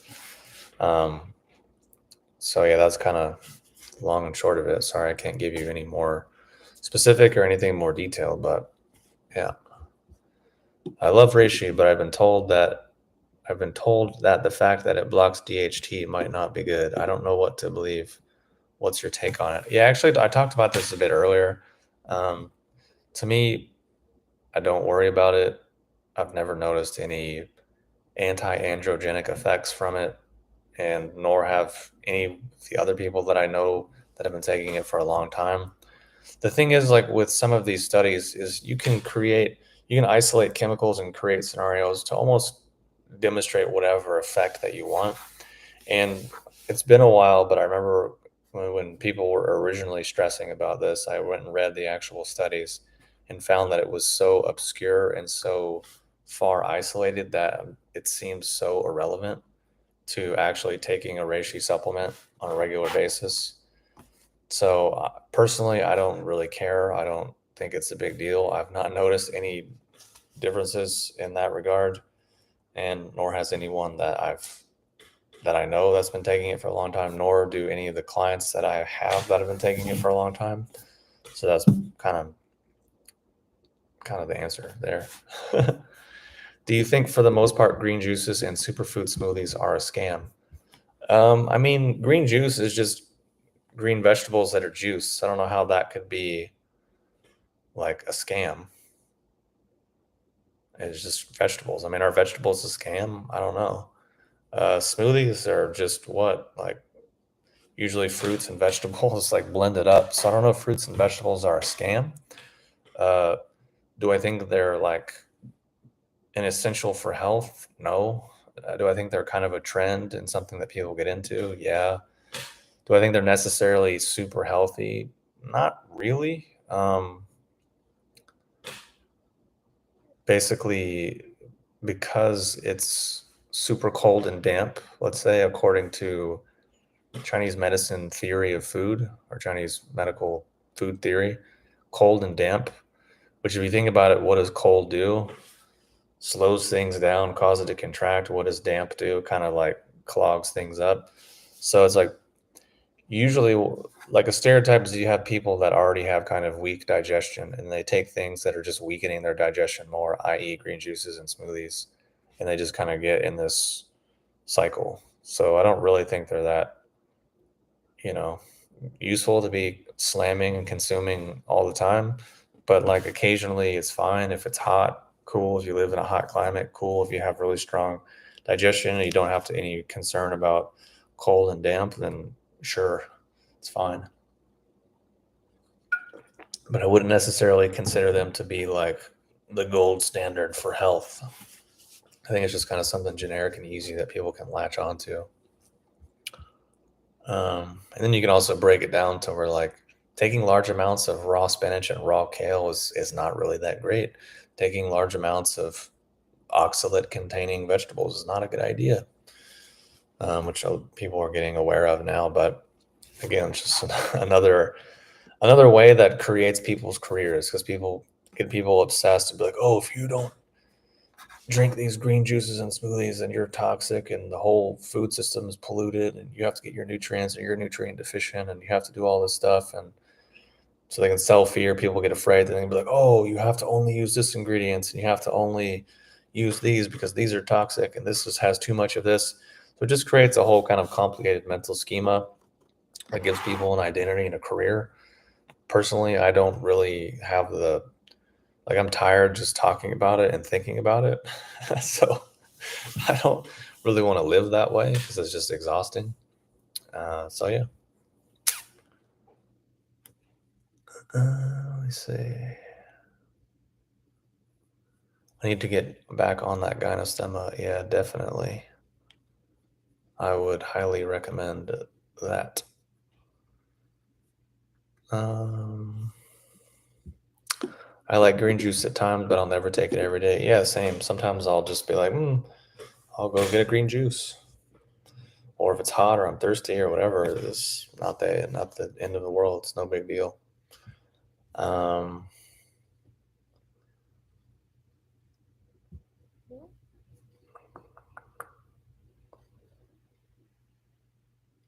yeah, the complete opposite. Plants are fucking toxic. They'll kill you in the carnivore crowd. Yeah, that's funny. I haven't actually really been in that crowd or that industry, so I don't really know their neuroticism, but I'm really not surprised in the slightest. Um, just another crazy extreme that people get into. Like, oh, plants are bad. Just eat meat. Like, all right.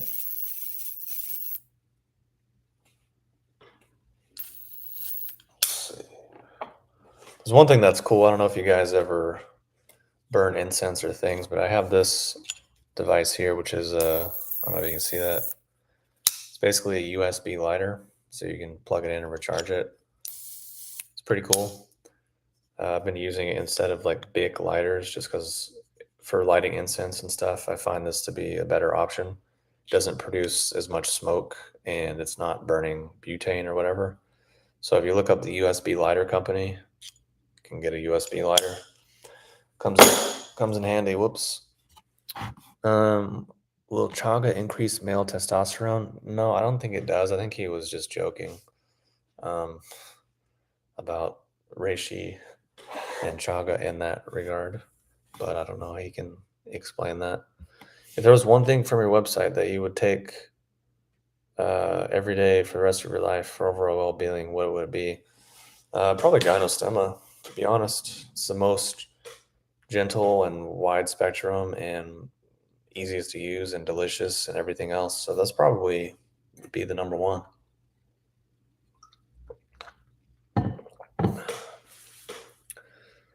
Do you have a favorite nootropic supplement? I talked about this earlier actually and described a whole procedure of kind of balancing the blood flow in and out of your brain and how actually that's better than nootropic supplements and how I don't actually take nootropic supplements and I haven't in quite a number of years because I don't have any personally. I'm in the fortunate position I don't have any issue with focus or memory or recall or learning or any of those mental faculties, I'm kind of okay on that regard.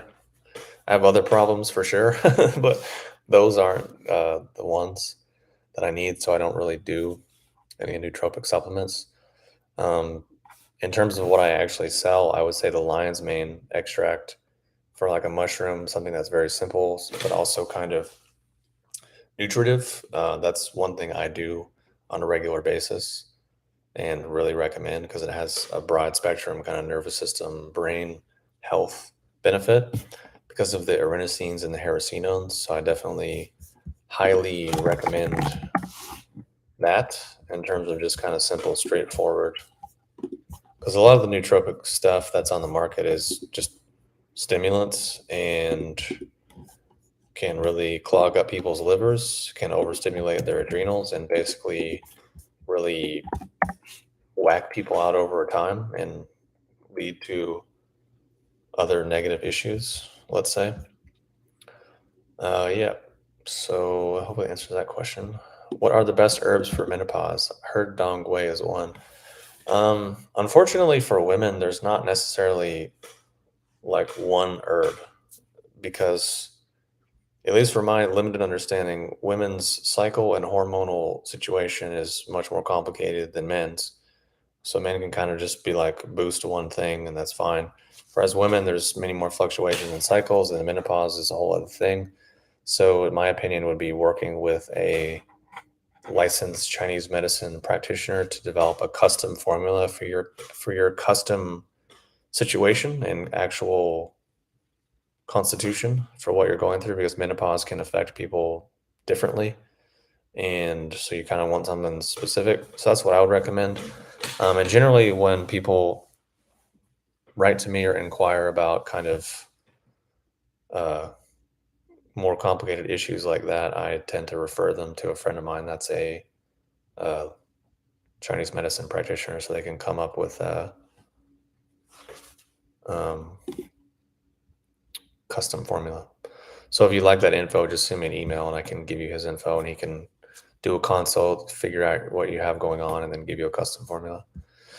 Do you enjoy any ambergris or musk? I don't know if you're psychic powers or you're just spying on me or what, but the incense I just lit has ambergris and musk in it. It is a formula or a blend I just got today from Dr. Incense, and it has ambergris and musk. So I don't know if you're creeping on me or what. My windows are open, so I guess maybe someone's got some binoculars or maybe live across the building or whatever. I don't know how you knew that I just lit the ambergris and musk formula from Dr. Incense, but good on you. Yeah, mine just came and all of his stuff's amazing. I'm too close to it, I think, to really appreciate it. Plus, I'm talking, but just the dry smell of the stick is like quite good. Or wait, is this even? I don't even know what stick that is. Yeah, I think that was the one.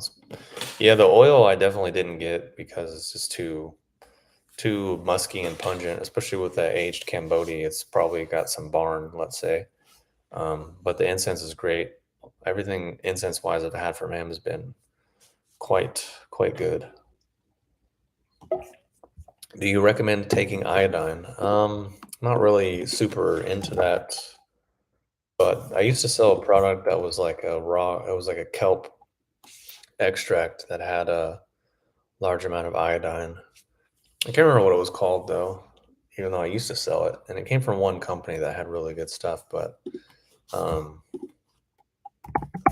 so that might be a good option. I don't know, but yeah, I don't know. I can't find it.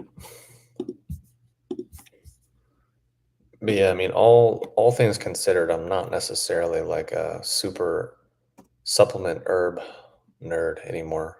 So I don't necessarily keep up with what's going on or what's happening in the world because I know there's a lot of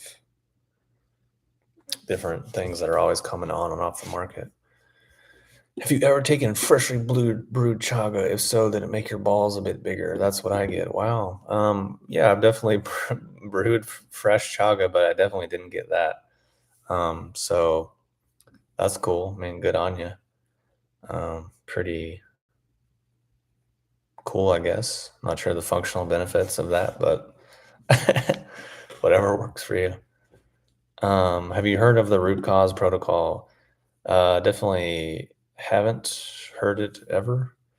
But feel free to share any info about it if you find it to be useful. I am thinking about taking astragalus for its health benefits, but the thinning effect kind of scares me. Should I be worried? How much would I need to take?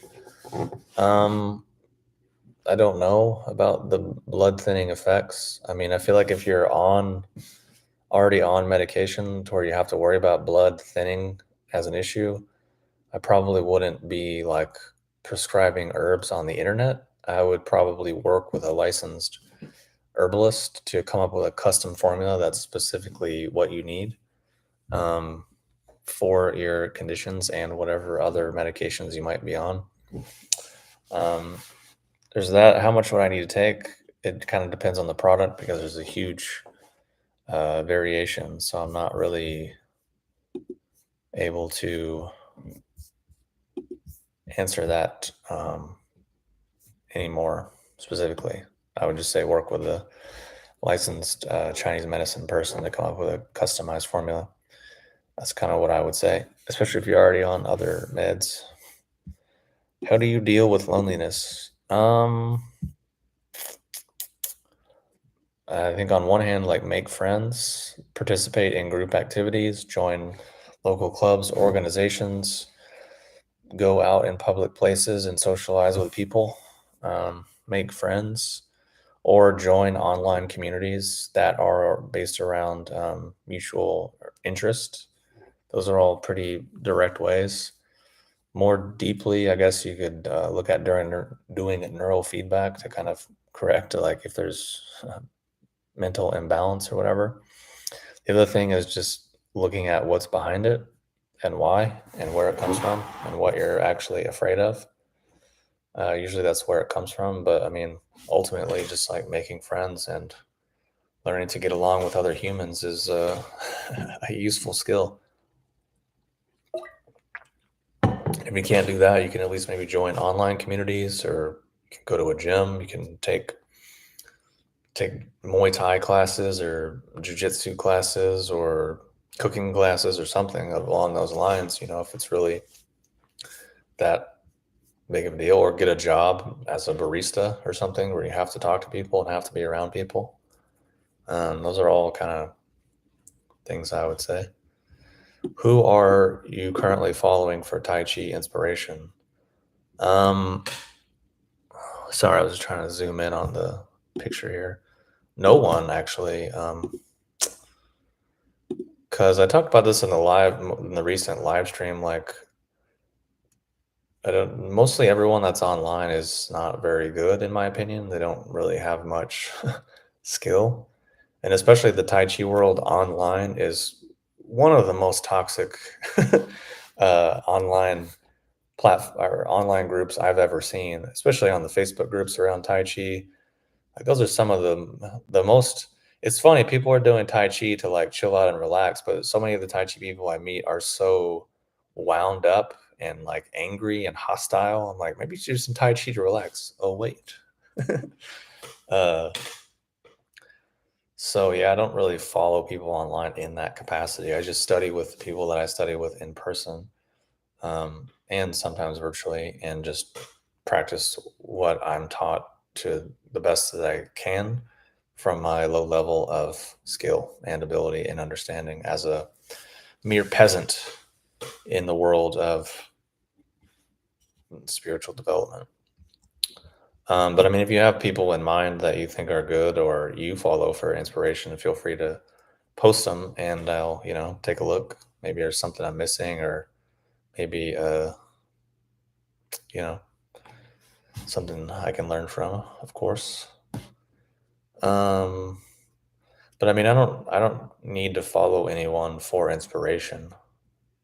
I feel like maybe in the past, but in the last like 6 years, I don't really like, oh, I need to look to someone or something else for inspiration. It's kind of like I want to train 3 to 5 hours a day every day, so I'm going to do it. So that doesn't really require inspiration or motivation. It's just sort of like, I want to do this. I want the benefits. I want to do it because it's fun. So that's it. Um, but that's just me and my limited experience. So, like I said, feel free to pop on anything that you find is relevant, or if you want to go deeper into that subject, feel free to let me know. We can dive a little deeper and unpack it a bit more. Um, are there grow kit spores you like for growing your own mushrooms? Honestly, I don't have any experience in that. Um, I don't. I've never actually grown my own mushrooms in that way, but I'm sure there are plenty, and I'm sure there can be tons of kits online you can order. Seems cool though. I mean, I live in an apartment building, so I don't really have the time or space. But if I had land of my own in a yard and whatnot, I would probably do that because why not? It's really cool. You can grow high quality. You can grow a lot of mushrooms for pretty cheap. So seems cool. It's not something been able to explore yet, but maybe someday. Um, yeah. If you had no choice but to eat McDonald's for a day or eat nothing at all, what would you do? Probably eat nothing. It's, it's not that hard. I mean, I guess it depends on what I had to do for that day, but I'd probably eat nothing. I mean, but if it gave me like Burgerville, then I'd eat Burgerville for sure. But McDonald's, I mean, I don't know. Even if I eat McDonald's, it's not really that the end of the world. I mean, it wouldn't be that bad. I might, I don't know what would happen. It'd probably taste like trash, or it would, who knows? But I did a few years ago try to eat or drink a Coca-Cola. It was like maybe 4 years ago. I was like at a restaurant and they had no drink options. So I'm like, "Oh, I wonder if I should just get Coca-Cola. I haven't had it in so long. Like maybe it's good. Maybe I'm missing something. Maybe, the nostalgia from my childhood is for good reason." So I ordered it. And this was in Sweden, mind you. So it didn't even have high fructose corn syrup and all the shit that we have here. It was a little bit better, technically. Dude, I took one sip and was like, tried to spit it out. It was so cloyingly, aggressively sugary and just lacking flavor. It was just like fucking gross, dude. I just spit it out immediately, and I was like, "Oh God, this is why I don't fuck with this." Um, but I mean, had I liked it, I would have just kept drinking it. I'm like, "Yeah, that's cool. I like it," but it was just disgusting. It took like I took like a pound of sugar and put it in my mouth with carbonated water and a little bit of cinnamon. It was, ooh. So I'm like, I don't know, man. Yeah, I mean, Mexican cola might be good, and I'm not against cola. I mean, there's restaurants that I've gone to that have like the main root cola, the main root company sodas on tap. I think that's what it's called, and I've had that before. It's fine. It's definitely pretty fucking sweet for my taste, but I mean, whatever. Sometimes it's tasty. I don't think it's good for like really the long term though. You seem like a cool dude. Have you ever made a Discord? I would totally join it. I don't actually know what a Discord is. I think it's like a private chat or something. Yeah, private instant messaging and social platform. Um, yeah, I don't know. It just seems like a lot of time, energy, and work. I had to think about doing like a Patreon or a Substack or something. But the thing is like it's just a matter of getting it to a volume of users and revenue to make it really worth the time and energy and investment. Um, if that makes sense. Like if I did a Discord and charge like, okay, well if just I'll pose a question to you. Now is a live Q&A. If I had a Discord or a Patreon or whatever, what do you think would be a good monthly fee to charge? Just a range, obviously, depending on because usually Patreons, whatever, have a range. So just on average, like what would be a good price? And what do other people charge? I have no idea. I don't really keep up with that stuff. But because the thing is, like, if I do a private thing and charge $5 a month, it's like, okay, and 100 people sign up.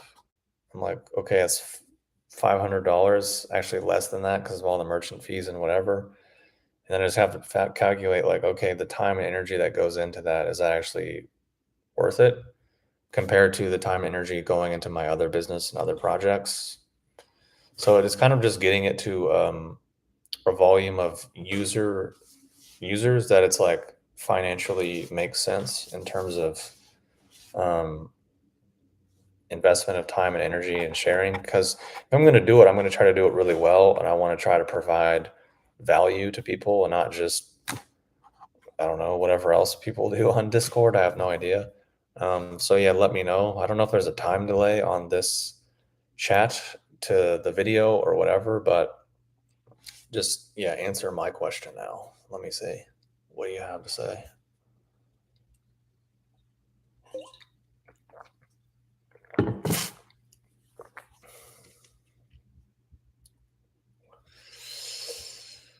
Let me see. Yeah, just pick up a Wagyu burger. Exactly. Wagyu is so good, man. I love Wagyu beef. What does 3 to 5 hours of practice look like for you? Um, I guess, what do you mean by that? So I can answer it more specifically, and then I'll go ahead and answer it, and maybe it'll answer your question. But usually that would be 2 sessions. The first one would usually be 2.5 hours each, or maybe 3 hours and 2 hours, or some combination. But usually it's a mixture of sitting, standing, and moving. I know that's extremely vague, but I don't know exactly what you're inquiring about. So usually it's like starting off with sitting to, re- release the breath, drop it down, get the right mental qualities going.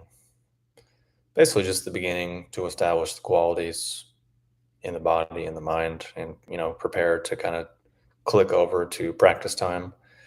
Um, that could also be standing. You can also take time to just kind of like let the qualities arise and let things kind of settle and get going, depending on what you're working on.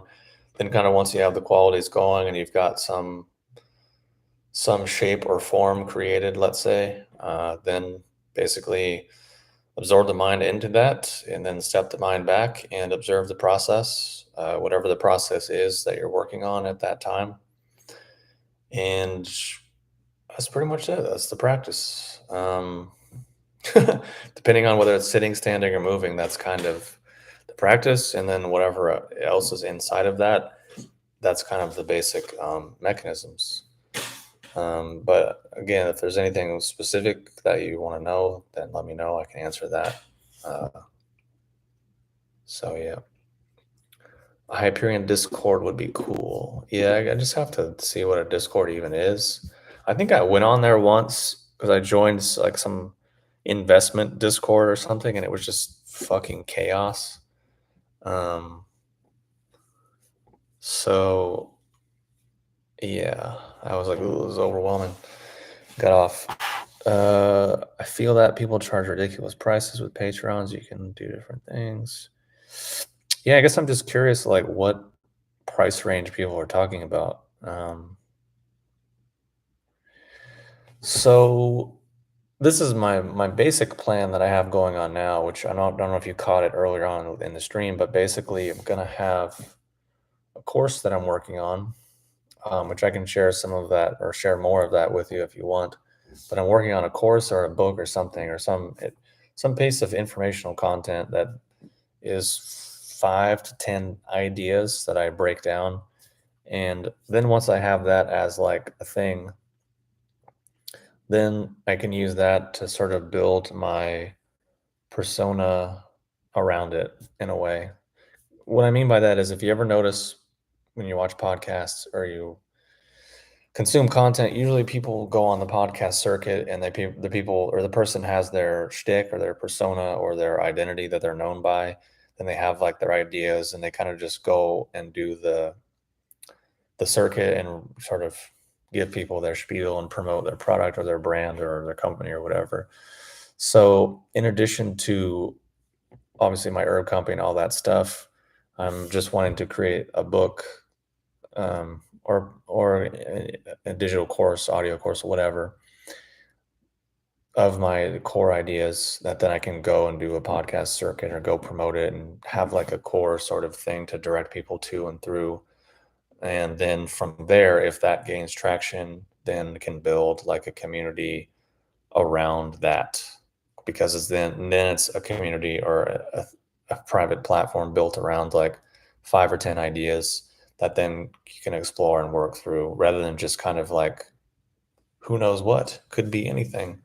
So that's kind of my rough idea and plan to provide some structure and organization and a framework and foundation to build off of that will be creatively interesting for me and mentally relevant for me to discuss, and be very hopefully helpful and beneficial and useful for everyone else and for people that go through it, because it's things that really helped me out quite a lot, and so I'm trying to kind of pay it forward, as it were. Yeah, that makes sense. Different tiers, $10, $30, $50. Yeah, I thought about doing different tiers, and like for the higher tier, do like, yeah, private content or private requests, or doing like one of the tiers, like you give me an idea or a question and I'll do a video or a whole thing around it. Because the thing is, like, a lot of people ask questions about, what do you think about this product, or what do you think about this idea? And I'm like, oh, I've never heard of it, or oh, I'm not familiar, so I can't really do it.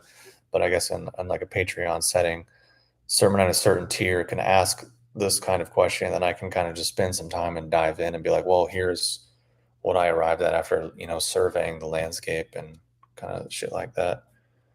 Um,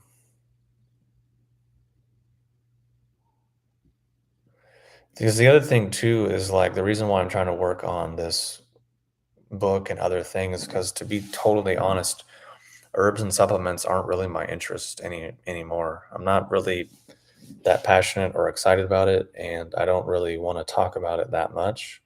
Because I mean, the reason is they already did. I mean, from 2009 to 2016, probably, I did hundreds and hundreds and hundreds and hundreds and hundreds of hours of content on those subjects. I wrote multiple ebooks, taught multiple hours of audio courses, taught multiple hours of online courses, and it's like there's really not that much else to say about mushrooms. Like, I covered it. Like, they're good. Here's why they're good. Here's how to take them. It's like pretty straightforward. So I don't necessarily want to be like having that be my identity anymore. And to be honest, that's been causing me a lot of stress and a lot of issue over the last few years, because this is my livelihood and something I've invested a pretty decent chunk of my life into building. But I'm not actually that passionate or interested in it as such anymore.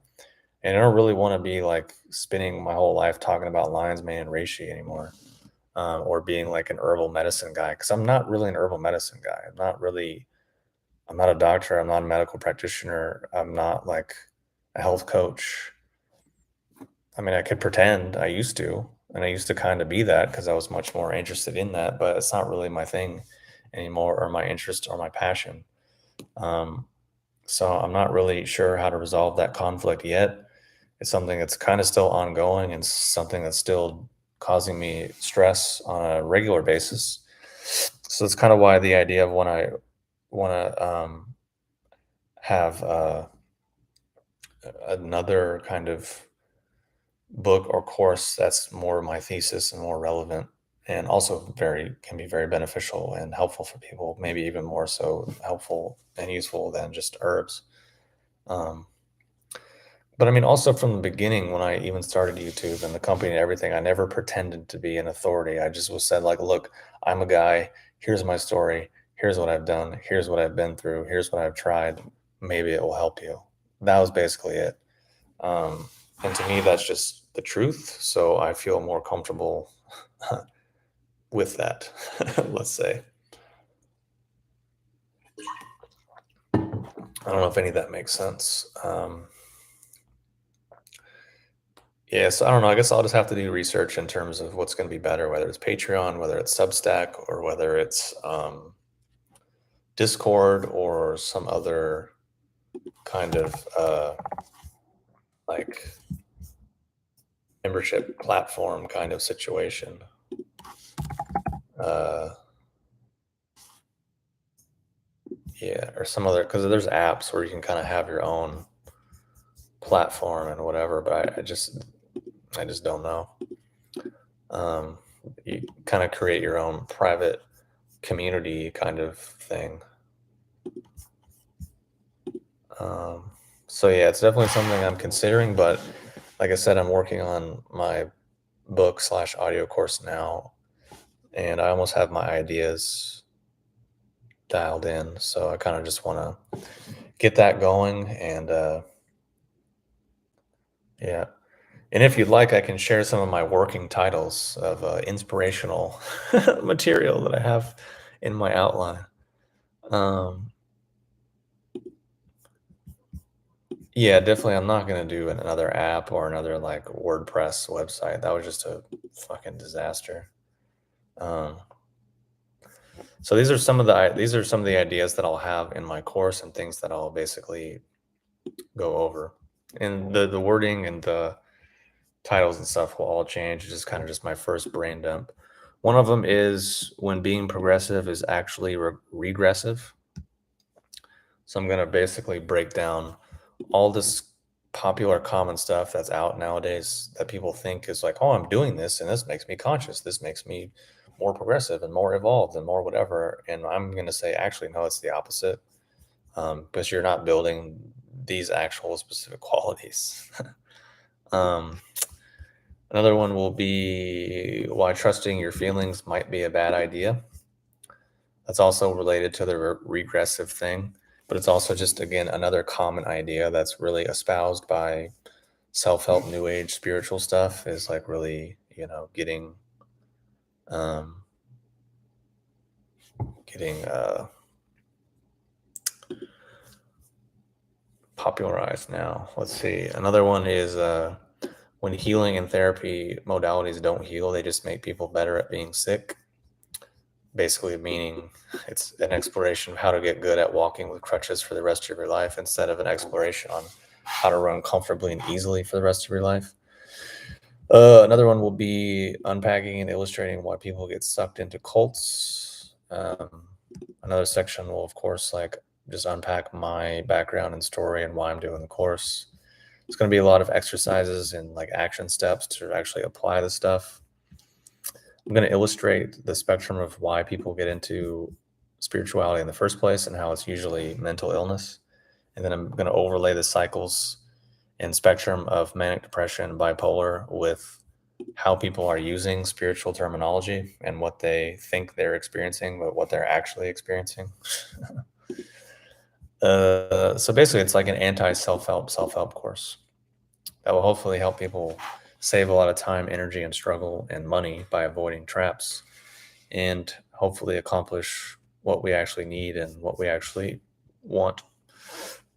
Also going to be like talking about the power of intent, power of purpose and meaning, how the pursuit of happiness and pleasure is actually what's causing so much depression and anxiety these days. Um,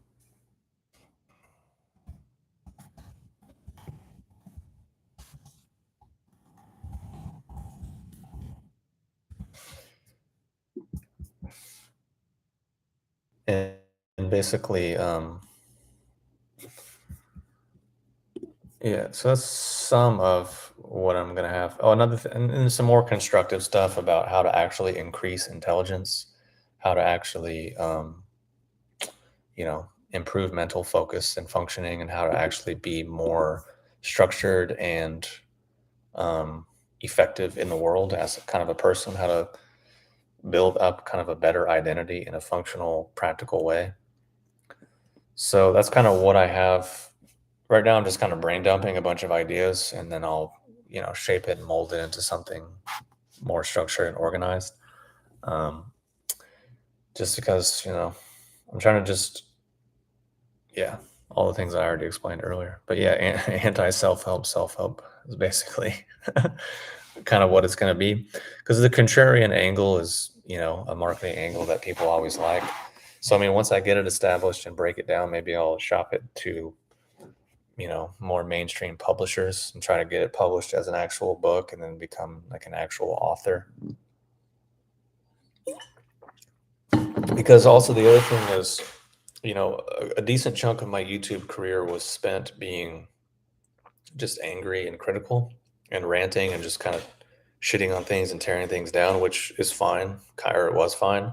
It's not really how I am anymore now. I kind of want something a little more chill and reasonable, but also more helpful and useful, because those things have to go together. I mean, it's one thing to be like, here's what's wrong and here's why it's wrong and all the mechanics, whatever, whatever, whatever. But you need to actually just say, well, here's then what is useful and applicable and relevant and helpful. So that's kind of really what I'm trying to go for. Let's see. I'm rather based in respect to those that find therapy helpful, however, don't find the framework that a mandatory therapy for folks is ideal. But some people that damn you for no therapy. Yeah, I mean, some people just turn it into another kind of religion or dogma.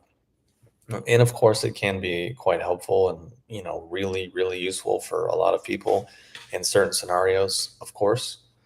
But I think actually for a lot of scenarios, it's not that helpful. It's not that useful. It makes people sicker, which is why more and more people are getting into it. It's just this exploding industry. Because if they actually had the tools and had the things that really worked, it's kind of what I was explaining earlier in the live stream. It's like if you break your finger, we pretty much dialed in to a pretty high degree of proficiency what needs to be done to fix that. I mean, obviously, I know mental, emotional things are a little more complicated, a little more delicate than just breaking a bone, but the mechanics transfer over, meaning that if we'd figured out here's what actually works and we understand the cause and effects relationships, it would ultimately kind of get really boring and the industry would kind of shrink down and it wouldn't be that big of a deal. It wouldn't be that alluring or wouldn't have much allure or stimulation anymore.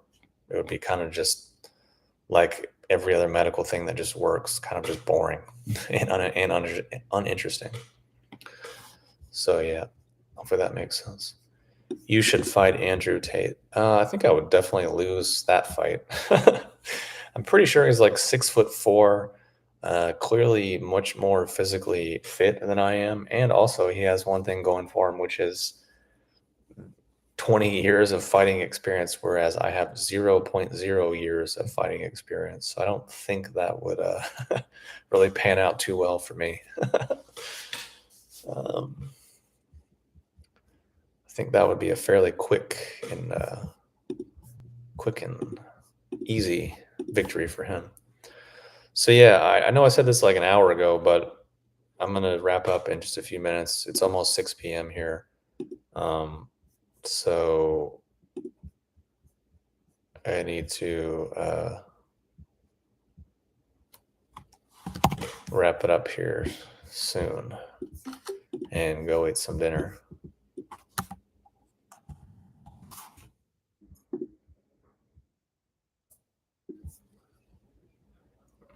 But yeah, so that's kind of what I'm working on with the course. Hopefully I'll just keep working on it, keep plugging it away, keep refining it, and eventually turn it into something that I'm proud of and can stand behind and be happy about, and can also really help people and be useful. And, maybe I'll go viral and I'll be blowing up and we'll all remember these humble beginnings.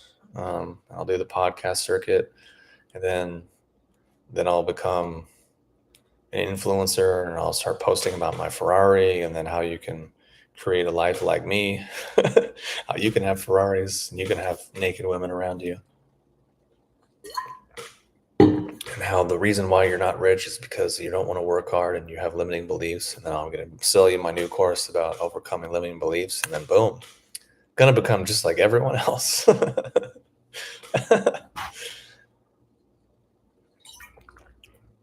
No, I mean, to be totally honest, what would likely happen in the event of me achieving a lot of success and being very financially well off is that I would completely disappear from the internet.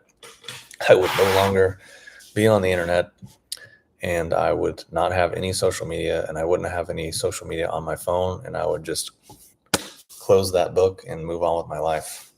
That's actually my goal. And hopefully I could get that successful to not to be able to do that. That would be great. Um, so yeah, I mean, I've driven Ferraris before. It's fun and enjoyable. Um, I would like to have one someday, I guess, if I had the budget, but I kind of have other priorities. Would I ever become a monk? That's absolutely not. Kind of too old. It's too late. I've lived in the world for too long, and from my understanding, most monks have like no actual skill. It's not really what people think. The people with a high level of skill aren't in temples.